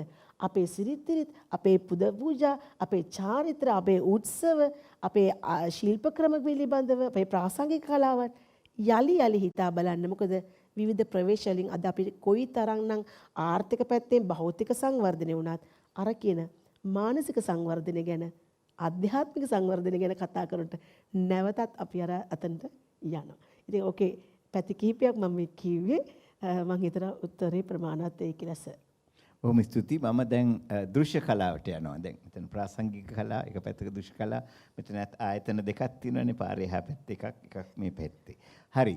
දැන් දෘශ්‍ය කලාව පැත්තෙන් බැලුවම දැන් මමත් මේකට සහභාගී වෙච්ච ඉඳ අපි ගොඩක් මෝස්තර එහෙම මේ දැකලා තියෙනවා විවිධ මෝස්තර වෙනස් වීම. දැන් නුවර යුගයේ මෝස්තර කොහොමද වෙනස් වුනේ බ්‍රිතාන්‍ය කාලේ සහ ඒවා අපි යම් විදියකට මේ ෆොටෝග්‍රාෆ් කරලා ඒවා ඡායාරූප කරන අපි ආකයිව් එකේ තියෙනවා. මේ අතරේ අපි දන්නවා මේ බතික් කලාව. දැන් සමහර විට ගොඩක් කට්ටියට මේක මතක නැතුව ඇති 60 ගණන් වල බතික් කලාව ලංකාවට එනවා. සෝම උඩභාගයේ තමයි මේක ඉස්සෙල්ලාම ගේන්නේ කියලා කියනවා ඉන්දුනීසියාවෙන්. ඊට පස්සේ බතික් කලාව ආවම මේ 60 ගණන් වල ඒක බොහොම වැදගත් දෙයක් වෙනවා ලංකාවේ සංස්කෘතිය පෙන්වන්න. එතකොට සිරිමාව බණ්ඩාරනායක අගමැතිනිය ඒ බතික් සාරියක් ඇඳලා තමයි යන්නේ නොබැදුණු සම්ගමේ සම්ලුවේ මේ කතා කරන්න. එතකොට ඒක ලංකාවේ ඩෙන්ටිටි එකක් වෙනවා මේ බතික් සාරිය. එතකොට ඊනඩ් සිල්වා දැන් යාගේ එක්සිබිෂන් එකක් කරනවා බෑෆුට් වල මේ ඊනඩ් සිල්වා ඒ යම් යම් මෝස්තර අරගෙන ඒ වගේ ලොකු කොඩි හදනවා. කොඩි වගේ නිකන් පතාක වගේ ලොකු ඒවා එල්ලන්න. එතකොට ඒ අතරේ එතන යම් විදියකට වාණිජීකරණයක් වුණා සහ ඒක පිටට ගියා. මොකද අපි හැමෝටම කියන්න බෑ ඔයගොල්ලෝ ගිහිල්ලා දැන් පන්සල් වල මේවා බලන්න කියලා. ගියාමත් ඒක පේන්නේ නැහැ. හැබැයි ඔබතුමිය මොකද්ද හිතන්නේ මේ විදියට ටිකක් වෙනස් වෙලා සමහර විට වර්ණ ටිකක් වෙනස් වෙන්න පුළුවන්. ඒ මෝස්තර ටිකක් වෙනස් වෙන්න පුළුවන්. එතන මොකද්ද ඔබතුමිය කිව්ව වචනේ? නෑ සේෆ්ගාඩ් නෙමෙයි තව එකක් කිව්වේ මේක මේ ප්‍රතිනිර්මාණය කරන එක ගැන දෘශ්‍ය කලාවේ මොකද්ද ඔබතුමිය කියන්නේ? මේක දැන් ඇත්තටම හරි පුළුල් මාතෘකාවක්. මොකද දෘශ්‍ය කලාව කියන්නේ කලාවේ ප්‍රකාශන මාධ්‍යයක් ඇට ශ්‍රව්‍ය සහ දෘශ්‍ය ඒකේ තියෙන ආර්ථික වටිනාකම. එතකොට මේ අපිට හැමතිස්සෙම දැන් අපි රියැලිටි ෂෝස් ගැන කතා කරාම දැන් අපි කියන්නේ මාධ්‍ය ජනප්‍රිය මාධ්‍ය වෙළඳපොළ මාධ්‍ය විසින් නිර්මාණය කරන වෙළඳපොළ සහ ප්‍රේක්ෂකයාගේ ඉල්ලුම සහ මාධ්‍ය විසින් සැපයීම. ඔය කියන මේ ක්‍රියාදාමයේ ඇතුලේ අපි එක පොඩි සත්වයක අපි හැමෝම ඒකේ කැමැත්තෙන් හොර අකමැත්තෙන් හරි අපි ඉන්නවා. මේක ඇතුලේ තමයි මේ කලාව කියන සකල සියලු කලාවන්ගේ පැවැත්මේ වර්තමාන ස්වභාවය තීරණය වෙන්නේ මේ තියෙන චක්‍රය ඇතුලේ. එතකොට ඉරංග කිව්වා වගේ දැන් ප්‍රොෆෙසර් ඇහුවා වගේ මේ කලාවන් ශ්‍රව්‍ය හෝ දෘශ්‍ය කලා කොහොමද වාණිජකරණ මුහුණුවරකින් ප්‍රතිනිර්මාණය කරන්නේ? ඒ වාණිජකරණ මුහුණුවරකින් ප්‍රතිනිර්මාණය කරන කලාවට තියෙන අනාගත පැවැත්ම මොකද්ද? එතකොට ඒක සුරක්ෂා කියන ආකෘතියට යනවද? අපි අඳුනගෙන තියනවද අපේ කලාවේ කුමන හෝ කලාවක ශ්‍රව්‍ය හෝ දෘශ්‍ය වේවා සුරක්ෂා කියන ආකෘතිය. ඒ කියන්නේ සේෆ්ගාඩ් කියන මොඩල් එක අපි අඳුරගෙන තියනවද? ඇත්තම කිව්වොත් නෑ. දැන් අපි හිතමුකෝ අපි උඩරට නැටුම් කලාව කියලා එකක මේ අදාළම නැති එකක් කියන්නේ ඒක වෙනම අපිට ගන්න පුළුවන් සරලව නිසා ඒකේ ඇඳුම ගත්තොත් ඇඳුම කියන්නේ මොකද්ද? ඒ පිළිබඳ අදාළ පර්යේෂණ තියෙනවා. ඒවා බලන්න තියෙනවා. ඒක කොහොමද විකාශය පිළිබඳ යම් කාලයක ගන්න පුළුවන් නිදර්ශන තියෙනවා. හැබැයි මේ කලාවේ මේ තියෙන අපි කියනවා සමස්ත මහා සමාජය ඇතුලේ මේ ගුරුකුල මේ පර්යේෂණයන් වලට පදනම් වුණු ගුරුකුලයක් හෝ කීපයක් හැරුණුකොට වෙනත් ගුරුකුල තිබිය නොහැකිද? ඔවුන්ට යම් මේ ප්‍රකාශනයේ යම් වෙනත් ස්වභාවයක් තියෙන බැරිද? එතකොට ඒවා ආකයිව් වුණේ නැද්ද? ඒකම උඩරට ඇටුම් ගත්ත එක ලේසි නිසා ඒකේ අතිශය සංකීර්ණ ස්වභාවය තමයි මෝස්තර දෘශ්‍ය කලාවලට තියෙන්නේ. උදාහරණයක් හැටියට ගත්තොත් අන්නසිමල කියන හැමෝම දන්න එක අන්නසිමල කියන සරල රූපය ගත්තොත් අපි ජාතියක් හැටියට අපේ අනාදිමත් ඉතිහාසය සහ මෑත ඉතිහාසය තුළ යටත් විජිත ජාතීන් 3ක් එක්ක බොහොම උරෙන් උර ගැටිච්ච සංස්කෘතිකමය වශයෙන් බොහොම තද හෝමාරුකම් ඇති කරගත්ත ජාතියක් අපි. එහෙම නැතු අපි හුදකලා ඉඳලා ඒගොල්ලෝ හුදකලා ඉඳලා ඒගොල්ලෝ අපෙන් දේවල් අරගෙන ගියා නෙමෙයි. අපිත් ඒගොල්ලොත් එක්ක ගැටුණා. ගැටලා අපිත් දේවල් ඒගොල්ලන්ගෙන් අරගත්තා. අරගෙන අපි බොහෝ දේවල් ප්‍රතිනිර්මාණය කරා. ඒ ප්‍රතිනිර්මාණය කරපු කලාවන්ගෙන් තියෙන ඉහළම දෙයක් තමයි මේ මෝස්තර. එතකොට මේ අන්නසිමල කියන එක ඇතුලේ අපි පසුගිය අපිට ප්‍රකාශනයේ තියෙන අපිට හොයාගන්න පුළුවන් අපිට දකින්න පුළුවන් දේවල් අපි බැලුවොත් අපිට මේ විකාශය සහ මේකේ තියෙන වෙනස්කම් අඳුර ගන්න පුළුවන්. එතකොට දැන් මේ වර්තමානයේ වෙනකොටත් සංස්කෘතියේ තියෙන ගතික ස්වභාවය නිසා මේක අදත් වෙනස් වෙනවා හෙටත් වෙනස් වෙනවා. ඒතර මේකට අද හම්බෙලා තියෙන වාණිජ වටිනාකම කියන එක අපිට නවත්තන්න බෑ. හැබැයි අනිත් බොහෝ කලාවන් වලට වඩා මේ මෝස්තර සහ චිත්‍ර ඒ ආශ්‍රිතව තියෙන කලාවේ සංරක්ෂණයේ ස්වභාවය ඒක ඩිජිටල් කරණය ඒක සංරක්ෂණයේ මාධ්‍යකරට ඩිජිටල් කරණය කරාම ඒකේ තියෙන වාණිජ වටිනාකම කියන එක හරි අසීරුයි. ඒකට හේතුව ඒක වාණිජකරණයට ලක් කරන්න ගියාම ඒකට සීමාවක් නැහැ. ඒ සීමාවක් නැති එකම ඒක සංස්කෘතික ස්වභාවයක් බවට පත් වෙලා තියෙනවා. ඒක නිසා ප්‍රොෆෙසර් අහපු එකට දැන් අපිට දැන් බතික් ලෝකෙට බතික් කියන කලා මාධ්‍යයෙන් බතික් කියන මාධ්‍යයෙන් ලංකාවේ කලාව අන්තර්ජාතික මට්ටමට දැනුම පුළුල්ව ව්‍යාප්ත වුණා. ඒ වගේ අපිට තව අනාගතේ අපි හිතන්නේ නැති මාධ්‍යයක් එන්න පුළුවන් මේ කලාව සම්ප්‍රේෂණය කරන්න. මේ කලාව ගෙනියන්න. එහෙම නැත්නම් ඊළඟ පරම්පරාවට උපාර්ජනය කරන්න. හැබැයි හැම එකටම නිශ්චිත ඒ කාලයේදී ලැබෙන ආර්ථික වටිනාකම ලැබෙනවා. ඒක අපිට නතර කරන්න බෑ. අපිට තියෙන්නේ මෙතෙන්දී කලාවේ මූලික ස්වરૂපය අපි ඒකට පාදක වුණු සියලු දෙනාගේම තියෙන සමාජීය පසුබිම සහිත ඉතා ගැඹුරු පර්යේෂණ කළා ඒකේ අවශ්‍ය සීමාවන් හොයාගන්න ඉඩ ප්‍රස්ථා හදලා දෙන එක තමයි. ඔව් දැන් මම මේ ડોક્ટર වාගීෂව අඳුරගන්නේ යම් රිසර්ච් ඕගනයිසේෂන් එකක ඉන්න කාලේ. එතකොට අපිට ගොඩක් දැන් අද ප්‍රොෆෙසර් කලා වගේ අපිට එහෙම අඳුර ගන්න පුළුවන් වෙනවා විශේෂඥයෝ එනවා ලංකාවට අපි ඒගොල්ලෝව හම්බ වෙනවා. ඒගොල්ලෝ යම් පදනමකින් ප්‍රතිපාදන අරගෙන එනවා. එතකොට මේ ප්‍රතිපාදන ආවේ මොන ආයතන වලින්ද අපිට එතකොට යුනෙස්කෝ එක දැන් අපිටත් හම්බුණා ප්‍රතිපාදන මේ වර්ල්ඩ් බැංක් එකකින්. එතකොට ඒ ප්‍රතිපාදන ගත්ත එකට අපිත් යම් දෙයක් ලෝකෙට එකතු කරන්න ඕනේ ප්‍රජාවට දෙන්න ඕන අපහු.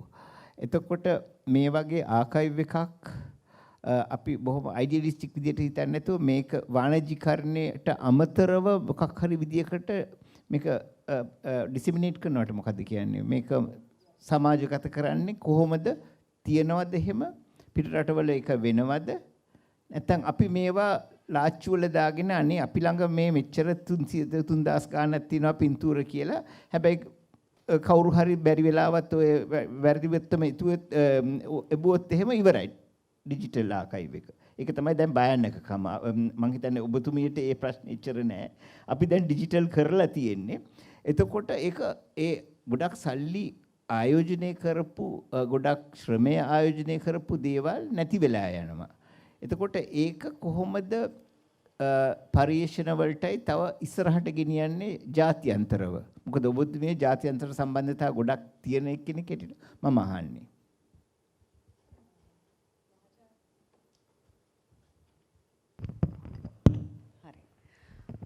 මහාචාර්යතුමා ඇහුව ප්‍රශ්නෙට මම මෙහෙම උත්තරයක් දෙන්න පුළුවන්. දැන් ওই වගේ ජාත්‍යන්තර මට්ටමේ ග්‍රාන්ට්ස් වශයෙන් හෝ මුදල් ආධාර ලැබිලා අපි දැන් කරන රිසර්ච් වලින් අපි කියමු ආකයිව් එකක් හැදුවා කියලා. එතකොට ඔබ කිව්ව දේ හරි. මේකෙන් හැමතිස්සෙම ආර්ථික වටිනාකමක් නෙවෙයි බලාපොරොත්තු වෙන්නේ.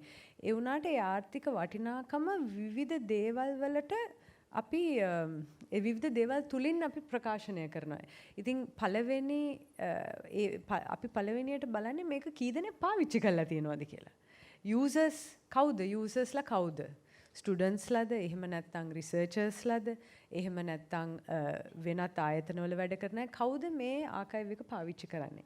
මම හිතන්නේ දැනට අපි බැලුවොත් UNESCO වෙන්න පුළුවන්, World Bank වෙන්න පුළුවන්, මේ හැම ආයතනයකම ඉම්පැක්ට් එක බලන්නේ යූසර්ස්ලා ගානේ. මේක කී දෙනෙක් පාවිච්චි කරේ. එතකොට ඒකෙන් ඔබතුමා කිව්ව අනිත් කාරණය අපි මම හිතන්නේ ලංකාවේ ගොඩාක් අපි කැමති මේ ආකයිව් එකක් හදලා ඒක තමන්ගේ කියලා අල්ලාගෙන ඉන්න.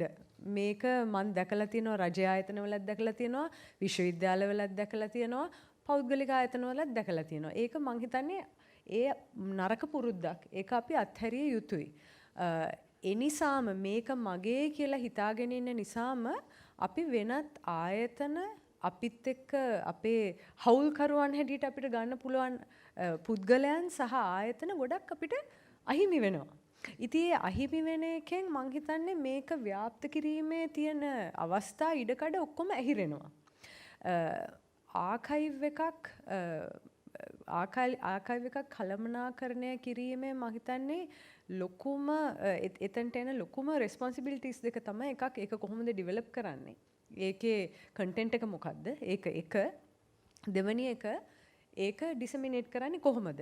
දැන් ජාත්‍යන්තර වශයෙන් ගත්තාම ඇත්තටම ඩිසෙමිනේෂන් ප්ලෑන් එකක් නැතුව ආකයිව් එකක් පටන් ගන්නෙත් නැහැ. ඒකේ යූසර්ස්ලා කවුද කියලා බලලා තමයි ආකයිව් එකේ ප්ලෑනින් ඔක්කොම කරන්නේ. ඉතින් මං හිතනවා දැන් හැබැයි ලංකාවේ යම් යම් ලේඛනාගාර තියෙනවා එහෙම එන්ගේජ්මන්ට් එක වැඩියෙන් කරගෙන යන.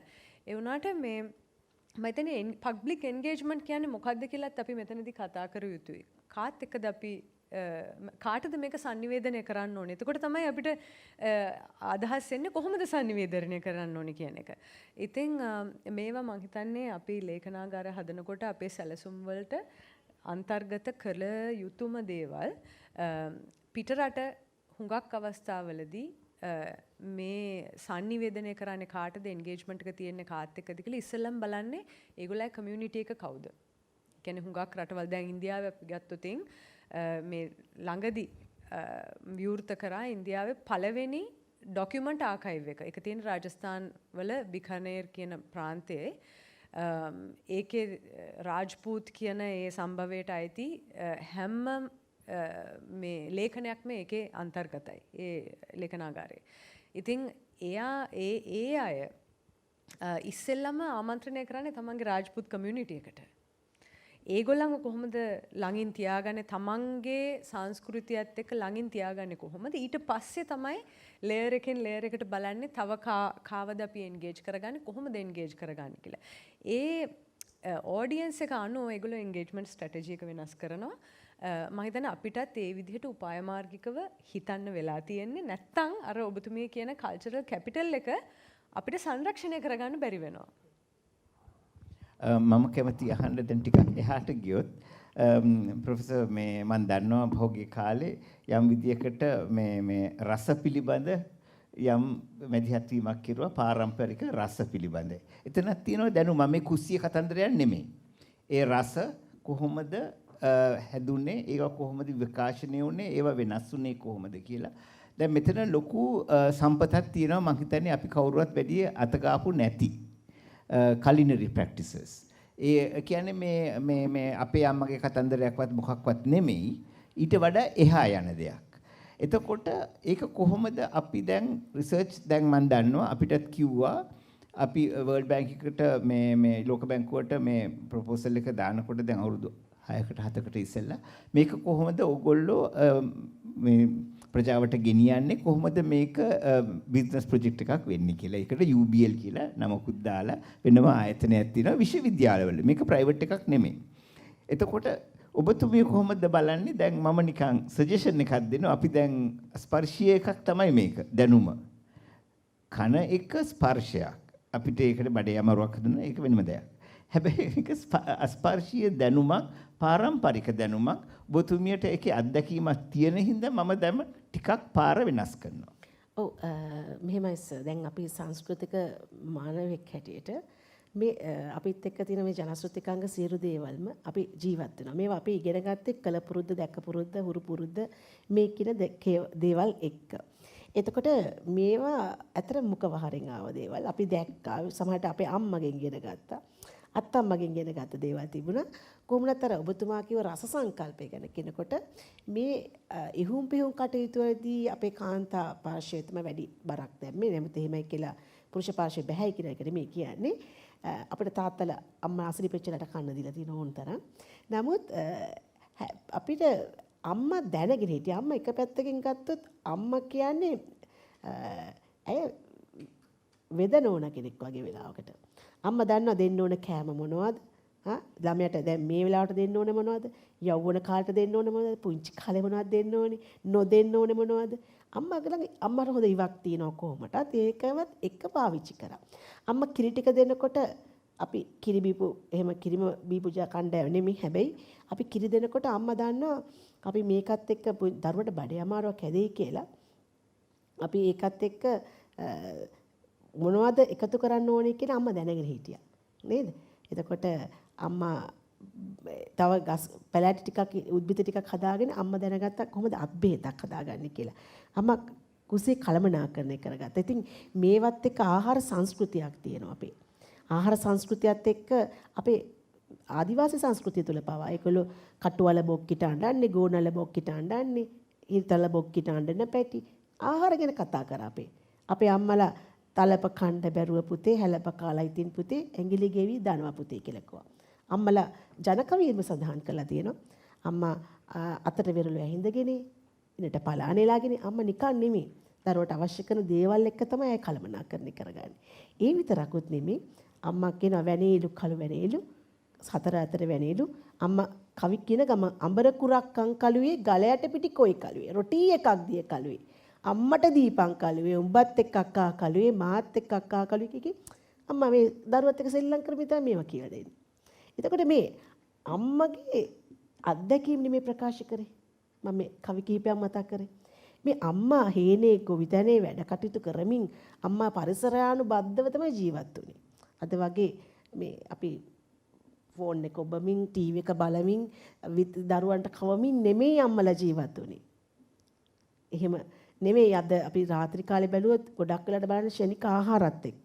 හැබැයි ඒ නිසාම තමයි අපිට බෝ නොවන ලෙඩ ඇත්තටම තිබ්බේ නැත්නම් අපි හොඳ සෞඛ්‍ය සම්පන්න කණ්ඩායමක් බවට පත් වුණේ. ඉතින් ඒකෙදි අම්මා කියන කෙනා තමයි ඇත්තටම මූලික වුණේ. ඉතින් මේකත් එක්ක සර් මං හිතන්නේ ලොකු මාතෘකාවක්. ඒ අස්පර්ශනීය දැනුම මං හිතන්නේ තාම අපිට සමාජගත කරන්න බෑ.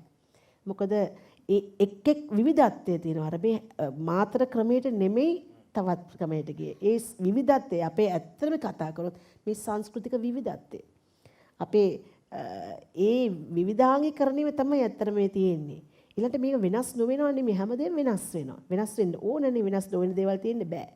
ඒ වෙනස් වෙනවා. හැබැයි ඒ වෙනස් වුණත් ඒ යම් දේවල් එකතු වුණත් මේ කියන අපේ දැනුම් පද්ධතිය මේ දැනුම් පද්ධතිය ගෙනියන්නේ.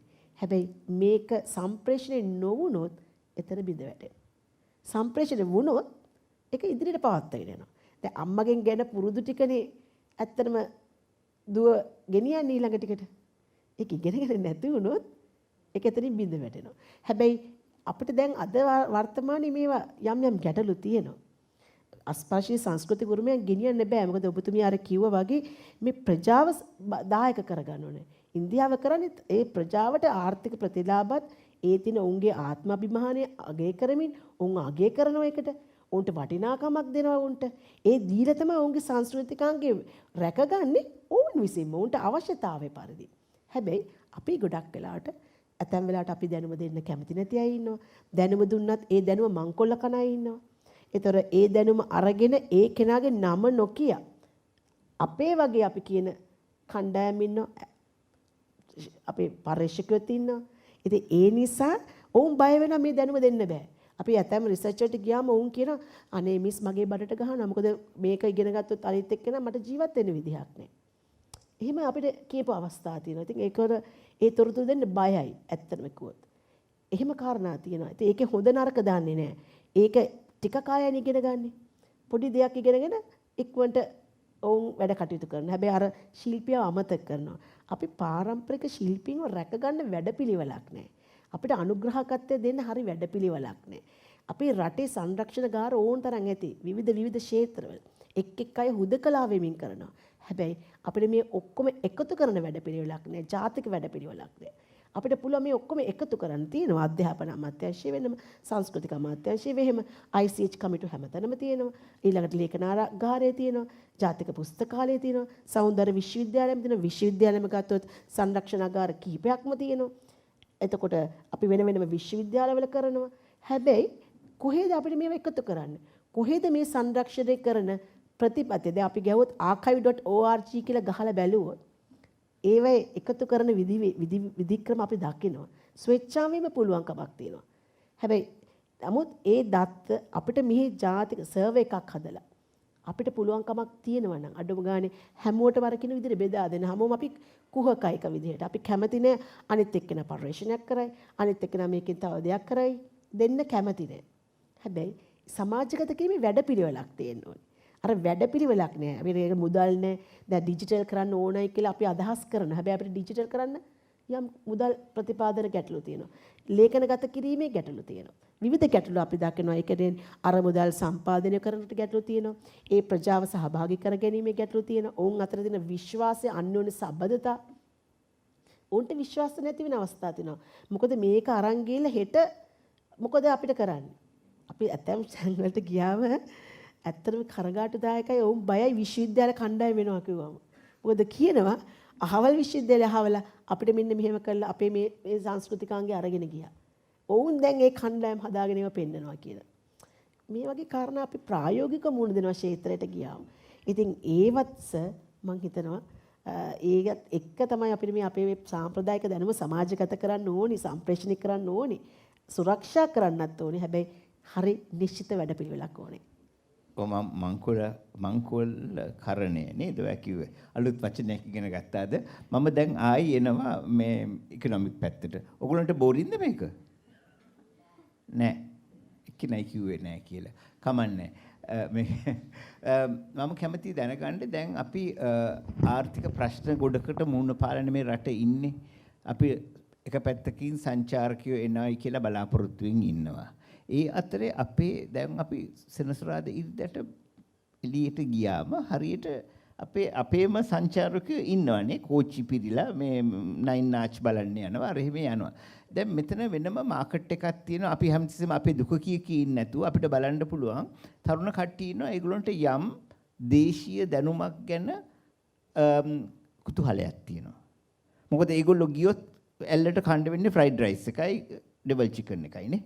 එතකොට ඒගොල්ලන්ට යම් දෙයක් දෙන්න පුළුවන්. දැන් අපි විශ්වවිද්‍යාලවල පහුගිය කාලවල මොන හරි සංස්කෘතික මේ මොකක් හරි ෂෝ එකක් තිබුණාම අර මේ මොකද්ද අර කැන්දකොලේ මේ මොනවද දෙන්නේ මේ මඤ්ඤෝ කටිකකුයි පොල් සම්බෝල් ටිකයි. ඕකෙන් එහා යන්න පුළුවන් නේ අපිට.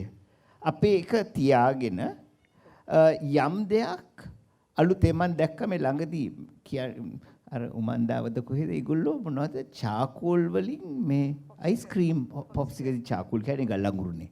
එතකොට මේ අමුතු දේවල් ඒගොල්ලෝ නිර්මාණය කළා. එතකොට දැන් අලුත් සාප්පුවකුත් තියෙනවා බොහොම ප්‍රසිද්ධ තැනක. මම කැමති ගිහිල්ලා බලන්න මොකද්ද මේ රහ ගොයන් වලින් හදපු බීම කියලා. දැන් යම් විදියක ඒක අලුත් දෙයක් වෙන්න පුළුවන්. එතන පාරම්පරිකද නැද්ද කියන එක නෙමෙයි. අපිට මේ වගේ පාරවල් වල යන්න බැරිද? මංකුල්ල කරණය තියෙනවා. ඒක ඇත්ත. ප්‍රොෆෙසර් රංග. ඒක වෙනවා.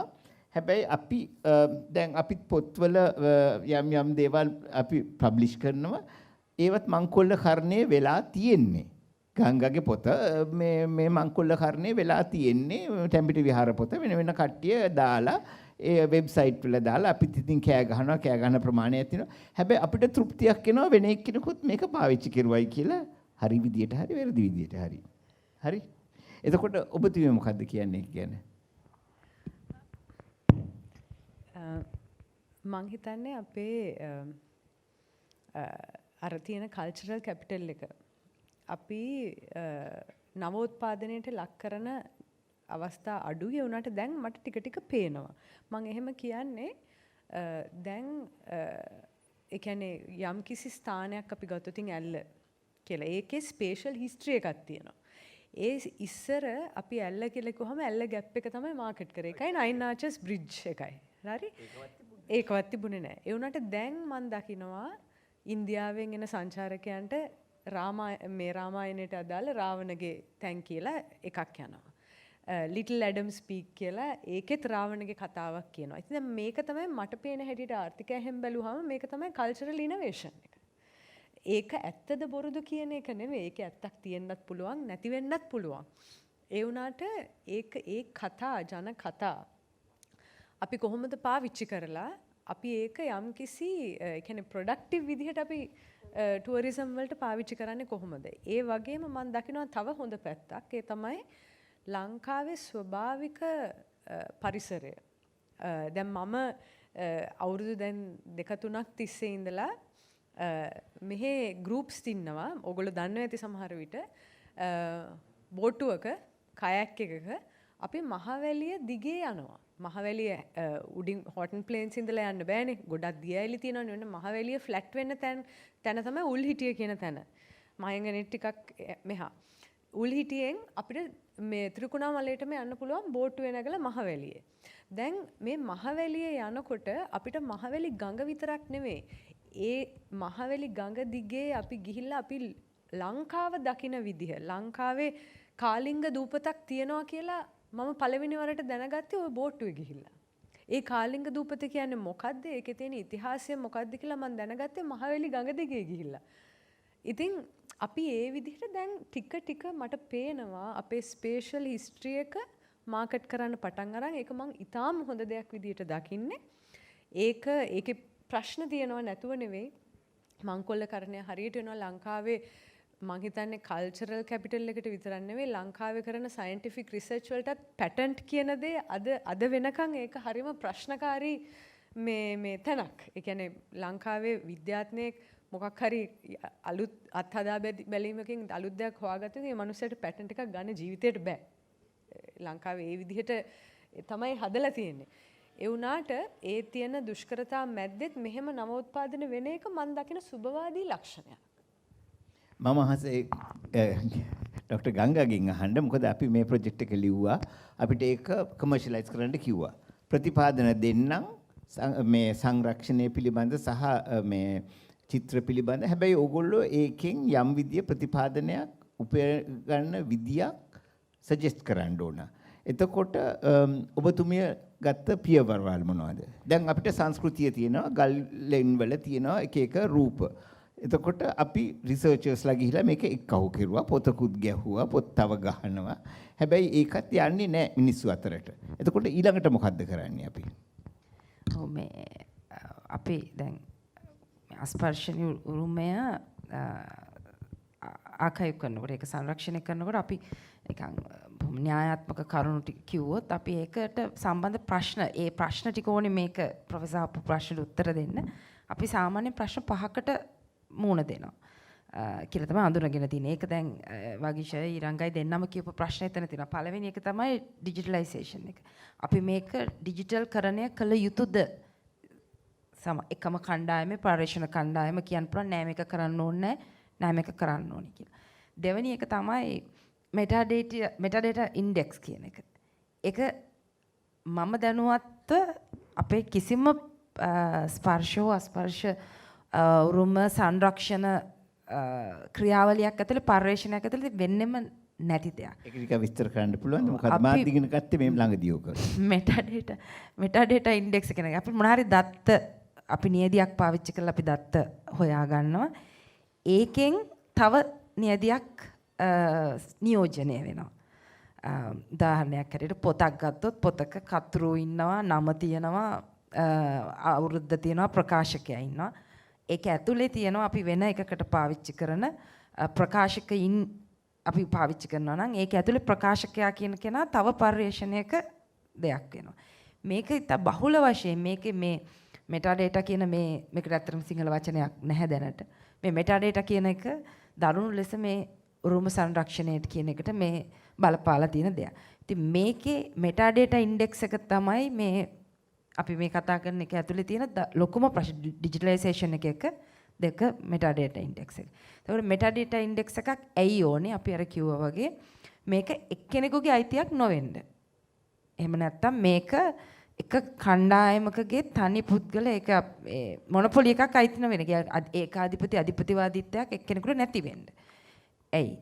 ඒක අපි හිතමුකෝ අපි තොප්පියක් ගැන නම් කතා කරන්නේ. තොප්පියේ රූපයක් ගැන නම් කතා කරන්නේ. රූපේ අපිට දකිලා තොප්පිය නිර්මාණය කරලා එළියට ගේන කෙනා විතරද කලාකරුවා නෑ. ඒ චිත්‍රය අඳින්න හිතපු කෙනාගේ සිට ඒ හිසිතිවිල්ලට පාදක වුණු අර අපි කතා කරපු ඒ පාදක වුණා නම් අම්මා කෙනෙක්ගේ හෝ ගෙදරක ආකල්පයන් එතන ඉඳලා තියෙන්න ඕනේ ඒකට දායකත්වයක්. ඒක පේන්න ඕනේ.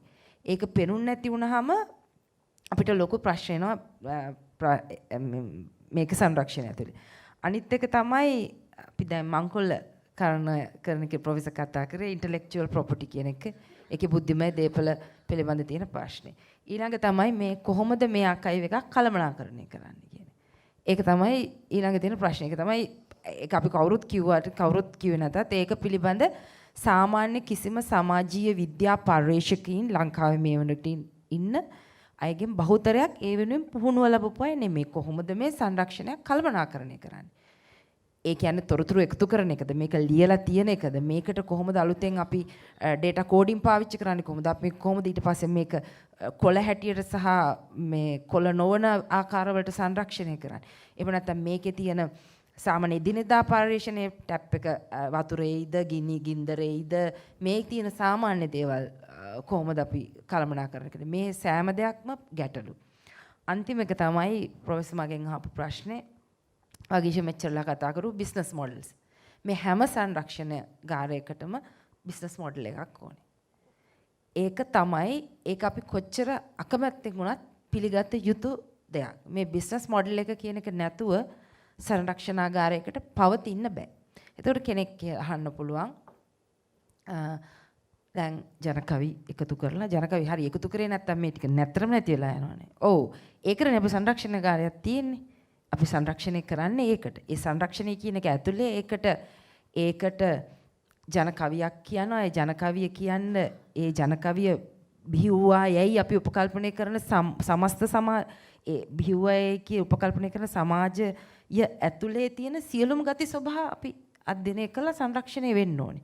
මේක වැස්ස කාලෙද කිව්වේ? වැස්ස නම් මොන කාලෙද? එතකොට ඒක අපි මෝසන් කාල නෙමෙයිද? ඇයි ඒ වැස්සට මෙයා කම්පා වුනේ? කියන ගොඩක් කාරණා. එතකොට මේක මේ එක දෙයක්. එතකොට මේ තියෙන දේවල් කළමනාකරණය වෙලා සංරක්ෂණය වෙනකොට මේකේ තියෙන ආර්ථික ප්‍රතිලාභය මේක බිස්නස් මොඩල් ආර්ථික ප්‍රතිලාභය කියන එක ටිකක් ව්‍යාපාර ආකෘතියක් වුණා. මේක සංරක්ෂණාගාරයක් වුණොත් ව්‍යාපාර ආකෘතියක් බවට පත් වෙනවා. සංරක්ෂණය වුණා. හැබැයි මේක ව්‍යාපාර ආකෘතියක් හැටියට පරිවර්තනය කිරීමේ මූලික ස්වභාවය සංරක්ෂණාගාරයක හිමිකරුවන් විසින් හඳුනාගත්තේ නැත්නම් අන්න අපි අර ප්‍රොෆෙසර් ඉස්සෙල්ලා අහපු ප්‍රශ්නෙට වෙනවා මේක එක එක විදිහට මේ රැල්ලට මේ සංස්කෘතියේ තියෙන ගතික ස්වභාවය අනුව මේක ඕනෑම ආකාරයකට වාණිජකරණය වෙන්න ලක් වෙන්න පුළුවන්. හැබැයි අපි නිශ්චිතවම හඳුනාගත්තොත් ඒ සංරක්ෂණාගාරයට හෝ ඒ සංරක්ෂණයේ දේට අදාළව බිස්නස් මොඩල් එකක්. ඒක වාණිජකරණය වෙන්නේ ඒකට අදාළ පාරේ විතරයි. අපි ඇලක් තියෙනවා වතුර යන්න ඕනේ අපි කපලා දෙනවා පාර. ඒතර ඒ පාරේ විතරයි වතුර යන්නේ. දැන් වෙලා තියෙන්නේ බිස්නස් මොඩල් එකක් නැති වුනහම මේක වාණිජකරණය වෙන්න දුනහම දෙගොඩ තලා යනවා. හරි යනවා නම් හරි යනවා නැත්තම් නැහැ. අපිට උනේ අපි කිව්වහම අපිට ලංකාවේ ලෙන් විහාර සම්බන්ධයෙන් පරීක්ෂණයක් කරන්න ඕනේ කියලා ලෝක බැංකුවට. ඒගොල්ලෝ කිව්වා හරි ඔයගොල්ලෝ කරන්න. ඔයගොල්ලෝ පරීක්ෂණය කරන්න. ඔයගොල්ලෝ මේ පරීක්ෂණය කරා කියලා අපිට ඔප්පු කරන්න ඕනේ ශාස්ත්‍රීයව ක්‍රම 21කට. අපි කිව්වා හා එහෙනම් නෑ ඒක විතරක් මදි. ඔයගොල්ලෝ මේකට බිස්නස් මොඩල් එකක් හදලා අපිට පෙන්වන්න ඕනේ. අපි කිව්වා පෙන්වන්න. කොහොමද පෙන්වන්නේ? ඒකට මේක කොයි විදිහද මිනිස්සු අතරට යන්නේ? අපි පළවෙනි දේ දුන්නා අපි මේක ඩිජිටලි මැප් කරනවා. ඒ තැනට ගිහිල්ලා. එතකොට ඒගොල්ලෝ හවුවා අපි දැන් මේක මැප් කළා නැද්ද? අපි කිව්වා නෑ. දැන් මැප් කරලා තියෙන්නේ එක එක්කෙනා සමහර ඒවා වැරදි. සමහර ඒවා ලේනේ යට ඉඳලා මැප් කරලා තියෙනවා. මේක තියෙන්නේ පඩි 450ක් 500ක් උඩ. ඒතර අදාළ තැන හරියට සමොච්චර එකයි මැප් වෙලා නැහැ. අපි මැප් කරනවා. ඉතින් මැප් කළා මොකද කරන්නේ? අපි මැප් කරලා මොබයිල් ඇප්ලිකේෂන් එකක් හදනවා ඕනම කෙනෙකුට ගිහිල්ලා බලන්න. එතකොට මේකේ තියෙන බිස්නස් මොඩල් එක මොකද්ද? මේ බිස්නස් මොඩල් එකක් කියන්නේ බිස්නස් එකක් නෙමෙයි. ඒකෙන් ඇතුලේ බිස්නස් කීපයක් තියෙන්න පුළුවන්. ඕනෑම කෙනෙකුට ඕනෑම ආකාරයකින් ව්‍යාපාර ජනනය කිරීමේ හැකියාව බිස්නස් මොඩල් එකක් ඇතුලේ තියෙනවා. UBL එක දැන් කරන්නේ ඒක තමයි ලින්කේජ් එක හදන එක. එතකොට අපි කිව්වා අපි දෙනවා ඇප් එකක්. මේ ඇප් එකේ අපි දෙනවා මැප් එකේ ලංකාවේ ලෙන් විහාර 200ක් අපි ලකුණු කරලා දෙනවා. ඒක පර්යේෂකයින්ට ශාස්ත්‍රීය මේ බිස්නස් එකක් හැටියට කරනවා නම් ඒකෙන් රිසර්ච් කරන්න පුළුවන් මේක ක්ලස්ටර් වයිස්ද තියෙන. කියන්නේ මේක පොකුරු වශයෙන්ද තියෙන්නේ, මේකේ පිහිටීම කොහොමද, මේක ගල් උඩද තියෙන්නේ, මේකේ සමොච්චරේකාවල කොහොමද තියෙන්නේ, මේකේ පාරවල් වලට කොච්චර දුරද කියලා පර්යේෂණය කරන්න පුළුවන්. ඒක සංචාරක කර්මාන්තයට යොදා ගන්නවා නම් එක වෙලෙන් නිහාරකින් තව ලෙන් නිහාරකට යන්න දුර කොහොමද, ඒක ලෙන් නිහාරයක් ළඟ තියෙන අනිකුත් බෞද්ධ සිද්ධාස්ථාන මොනවද, අනිත් ආගමික සිද්ධාස්ථාන මොනවද කියලා හොයාගෙන ඒක මොඩල් එකක් කෙනෙකුට තව බිස්නස් එකක් කරන්න පුළුවන්. එහෙම නැතුව තව කෙනෙකුට කරන්න පුළුවන් නම් මෙඩිටේෂන් පැත්තෙන් මෙතනින් වඩාම ඉතා හොඳ මේ අපිට මෙඩිටේෂන් සම්බන්ධ තියෙන සංචාරක කර්මාන්තෙට හරි එහෙම නැත්නම් ඒක ඇත්තට මේකේ යෙදෙන්න කැමති කෙනෙකුට හරි හිතන්න පුළුවන් මේ අදාළ තැන් වලට කොහොමද මේකට යන්නේ, මේවා කොහෙද තියෙන්නේ කියලා. මේ වගේ අපි දුන්නේ යන්නේ මොඩල් එක. අපි දුන්නා මැප් ඇප්ලිකේෂන් එකක් ලංකාවේ ලෙන් විහාර 200 මැප් කරලා සහ ඒකට අදාළ මූලික තොරතුරු දීලා. හැබැයි එතන ඊටමත් සංවේදී පර්යේෂණයට හසු කරගන්න ඕන අර කියපු ශාස්ත්‍රීය ඕන අපිට කියපු ශාස්ත්‍රීය අංශ 21ක තියෙන කෝඩ් ඒවා තියෙන්නේ අපි ගාව. ඒවා තියෙන. හැබැයි අපි බිස්නස් මොඩල් එකක් දීලා තියෙනවා. මේ මොඩල් එක පාවිච්චි කරලා ඕන කෙනෙක් කමර්ෂියලයිස් කරගන්න ප්‍රොජෙක්ට් එක. ඒක තමයි අපේ පැත්තෙන් දැනට වෙලා තියෙන්නේ. මම පොරසි රංගයෙන් අහන්න කැමති දැන් කුලතිලක මේ ආකයිව් එක තියෙනවා. ඒකට කොහොමද සාමාන්‍යයෙන් පිටස්තරේ කියලා කියන කෙනෙක් නැහැ. කොහොම හරි රිසර්චර් කෙනෙක් කොහොමද එන්නේ? එයාට ඒක පරිහරණය කරන්නේ කොහොමද? එතකොට ඒකේ විවෘතභාවයක් තියෙනවද? ඒක සංවෘතද නැත්නම් කොහොමද කියලා. ඕගොල්ලෝ කොහොමද බලන්නේ ඒක යුනිවර්සිටි එක? ඕගොල්ලෝ තමයි කස්ටෝඩියන්ස්ලා දැන්. ඕගොල්ලෝ තමයි මේකේ බාරකරුවන්. ඔව්.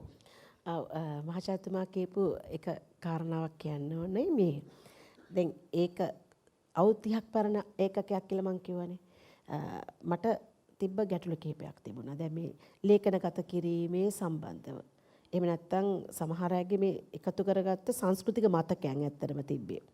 ඒ මතකයන් වලට වටිනාකම් දෙන්න එපා අපි දැන් සමහර වෙලාවට. ඒ වටිනාකම් දෙන ක්‍රමවේදයක් අපිට කොහෙවත් නැහැ.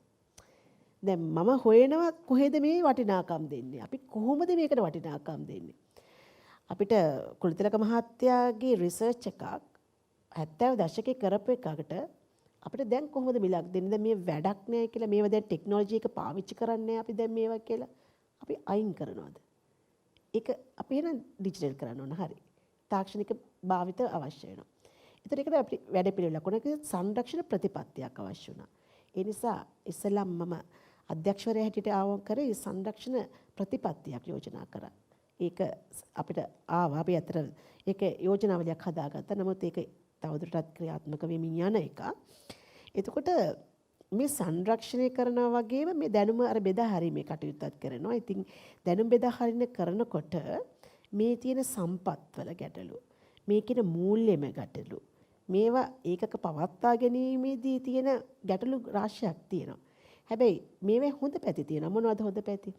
අපිට පුළුවන් අපේ සංස්කෘතිකාංග මේ දරුවන් අතර බෙදා දෙන්න. මොකද අධ්‍යාපනයේ තමයි මේව සම්ප්‍රේෂණය කරලා හොඳ මාධ්‍යයක් වෙන්නේ. මොකද සමාජයේ අර බලගැන්වීම කරන්න අපිට මේ විද්‍යාර්ථයට ලොකු කාර්යභාරයක් තියෙනවා. දැන් අපි කියවනේ මේ පරණ දේවල් මොකටද දැන් කියලා සමහර අය හිතනවා. ඒක වෙනද පොළට ඕනේ. ඔව් සංස්කෘතිය මිල කරන්න පුළුවන්. සංස්කෘතිය මිල කරන්න ක්‍රමවේද හරියට ඕනේ. ඒකට තමයි ඇත්තටම කිව්වොත් අපේ විශ්වවිද්‍යාලෙත් UBL එක තමයි ඇත්තට මේ කටයුත්තේදීත් අපිට යම්කිසි අනුග්‍රහකත්වයක් දැක්කුවේ. ඉතින් ඒකත් මම මේ මතක් කරන්නේ මොකද ඒ ආයතන ඇති කළා අපිට කියලා මේ මෙහෙම කරමු කියලා. ඊළඟට මේවේ අර ආචාර ධර්මී පැත්තිය මම මේ කියන්නේ. ඒ ආචාර ධර්ම සහ අපි සංරක්ෂණාගාරයකට ඇවිල්ලා ඒව පාවිච්චි කරත් ඒ පාවිච්චි කරලා එතනින් එහාට මොකද කරන්නේ ඒගොල්ලෝ? ඒවා පාවිච්චි කරන ක්‍රමවේද පිළිබඳව. දැන් මම උදාහරණයක් අර කියන්න කැමතියි ගංගා. අපි මම හිටියා පාරම්පරික විද්වත් කමිටුවක පරිසර අමාත්‍යාංශයේ. ඒකේ ප්‍රඥාප්තියක් එලි දක්වලා තියෙනවා. ඒතර ඒකේ එකඟතාවක් තියෙන ආයතන අතර සම්බන්ධීකරණ මහා වෙසක් දරනවා මේ ආයතනේ. ඉතින් හැම ආයතනයක්ම ඉන්නවා. ඒ බුද්ධිමය දීපල කාර්යාංශයේ ඉඳන්ම ලේඛනාගාර හැම එකකම ICH ද විද්වත් දැනුම ගැන කතා කරන පාරම්පරික එක සියලු කණ්ඩායම් ඉන්නවා. ඒ වගේම අර සංරක්ෂණාගාරය සඳහා අත්පොතක්. ඇත්තටම මේ මං ගෙනාවත් ඒ අත්පොත මේ අත්පොත ඉදිරිපත් කළා තිනවා. හැබැයි අපි තාම කෝ මං අහන්නේ ඒකයි කෝ අපි මේ එකඟතාවක් මේවා හදනවා අපි ඉදිරිපත් කරනවා අපි කණ්ඩායම් දැනුවත් කරනවා. හැබැයි දැන් මේක මම හිතුවා මං කැමතියි කියලා මට කරන්න බෑනේ. මේක අපේ තවත් රාජ්‍ය ආයතනයක්. මම අර කිව්වේ ඒකයි මේක අන්තර් සම්බන්ධීකරණයක් සහ මේවයි මම අයිතිකාරයා මෙයා අයිතිකාරයක් කියනකට වඩා මං කැමති ඒකට ඒ සදාචාරාත්මක බව සලකා බලමින් ඔවුන්ට තියෙන ගරුත්වයක් තියමින් ඔවුන්ගේ අනන්‍යතාවය මතුවෙන විදිහට යම්කිසි කවුරු හරි මේකට මැදිහත් කරුවෙක් අවශ්‍යයි. ඒක පරිසර අමාත්‍යාංශද සංස්කෘතික අමාත්‍යාංශද අධ්‍යාපන අමාත්‍යාංශද කියන එක අපි දන්නේ නැහැ. හැබැයි මේ සියලු දෙනා එකතු වෙලා අරමුණක් එක්ක අර ගෙනියොච්චත් පුළුවන්. අර කිව්වා වගේ වාණිජ්‍යකරණයේ වැදගත් ඕනේ. මේකත් එක්කම අපිට විකුණන්න පුළුවන් ඇත්ත. අපිට පුළුවන් සමහර කාරණා ව්‍යාපෘති වලට නෙමෙයි සමහර ඒවා ඒ කණ්ඩායම හදලා මට අයිතිය ගන්න නෙමෙයි. මම කියන්නේ ඒ දැනුම අරගෙන. හැබැයි අපිට පුළුවන් අපේ දරුවන්ව බලගැනීම කරන්න මේ සෞන්දර්ය කලා විශ්වවිද්‍යාල දරුවෝ අලුතෙන් හිටපු අය හිටියා. අපේ ව්‍යාපෘති හරහා අපේ අය යම් දේවල් කරන්න උත්සාහ කරා. එතකොට මං හිතන්නේ මේ අයට පුළුවන් දැන් ජනගීය ප්‍රතිනිර්මාණය කරන අවස්ථා කරනවා වගේම BBC තාක්ෂණය හඳුනගෙන ඒ තාක්ෂණය හරහා කොහොමද නව මාන තියෙන්නේ කියන එක බලනවා වගේම මේ ජනශ්‍රුතිකාංග අපි කොහොමද කියනවා නම් නෙළුම් කවිය මම එක පොඩි උදාහරණයක් කියන නෙළුම් කවිය කරනවා නම් ඇයි අපිට බැරි අපි නෙළුමක් කරන තැනකට ගිහිල්ලා ගොයන් කපන දවසකට ගිහිල්ලා හරි මොකක් හරි කෘෂි කර්මික කටයුතු තැනකට ගිහිල්ලා අපි ඒ දවස් ටික කියනවා නම් ළමයි ෆීල්ඩ් විසිට් යනවා අපි දකින්නනේ බස් ඕන තරම් යනවා.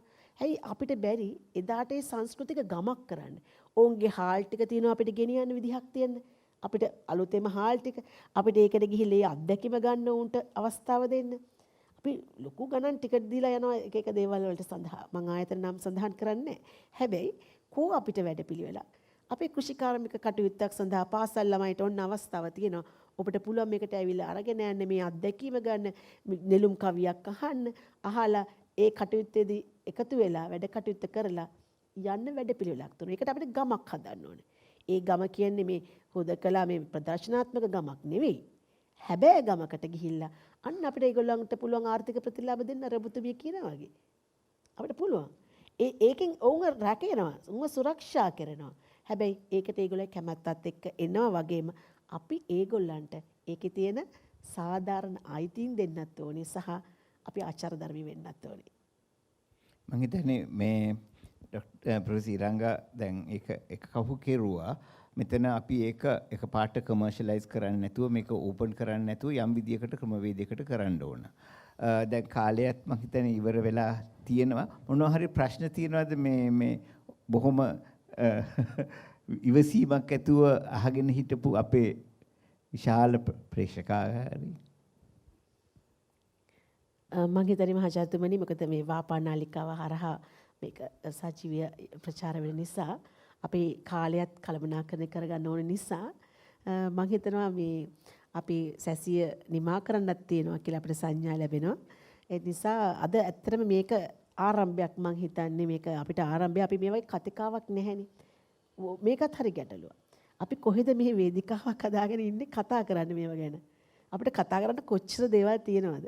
හැබැයි අපි කැමති වෙන දේවල් උපදූප වල්පල් කියනට වඩා මම හිතන්නේ මේවැනි විද්වත් කතිකාවන් අවශ්‍යයි. ඒ නිසා තමයි මම හිතන්නේ අපි මේ පරිශ්‍රණ සැසියට මේවැනි සැසි එකතු කරාවේ. ඉතින් මම ආරාධනා කරනවා ඔව් අපේ මේ මහාචාර්යතුමා ඉන්නවා ප්‍රශ්නයක් අහන්න.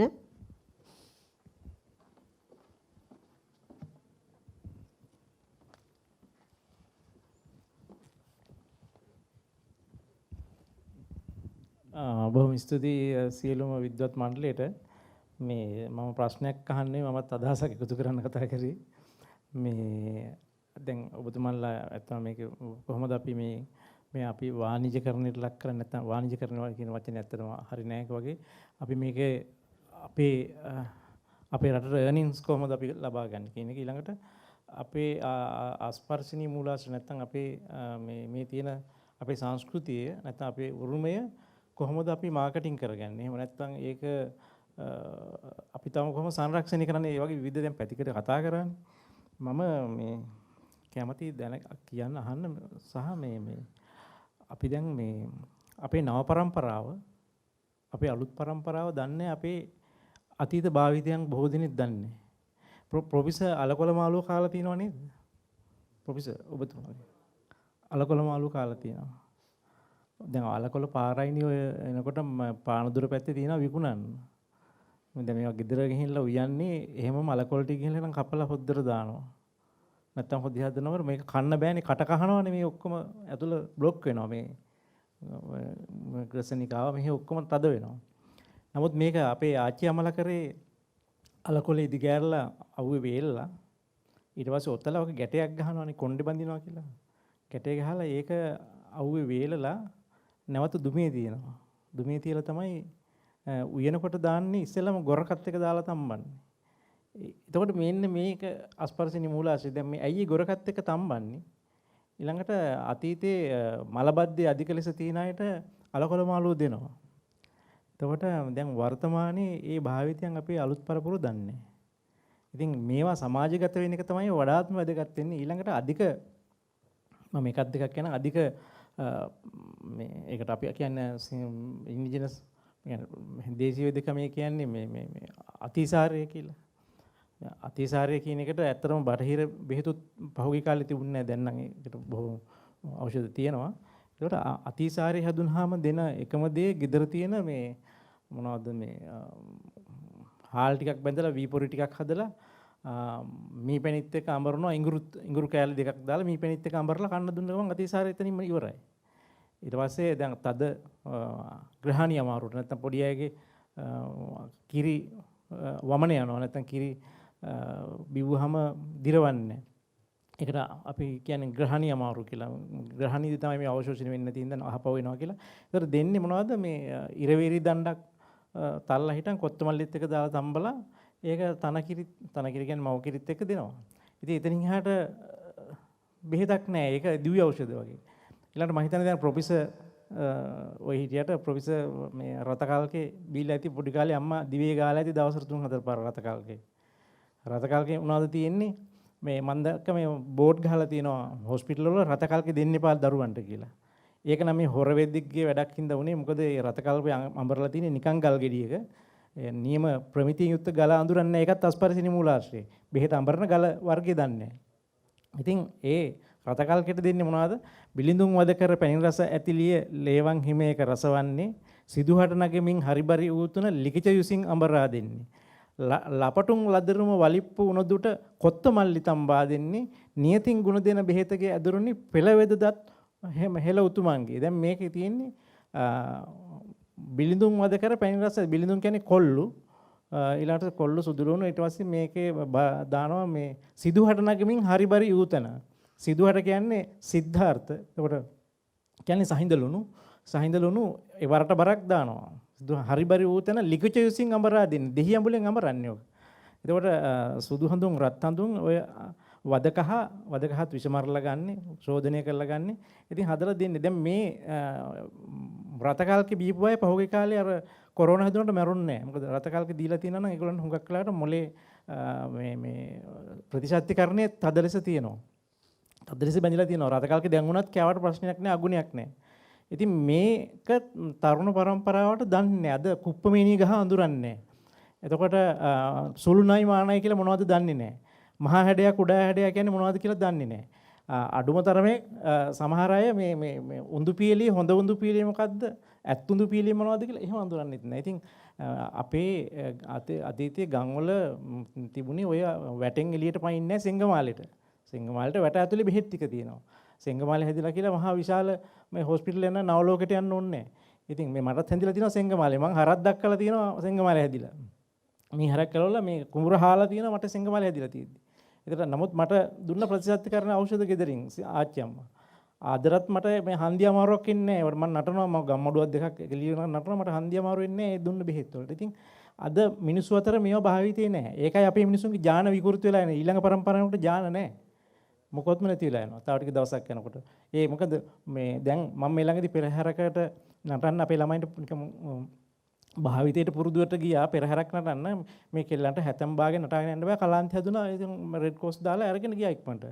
දැන් අපි ඉස්සර හැතැම්ම 14ක් විතර පෙරහැරේ නටනවා.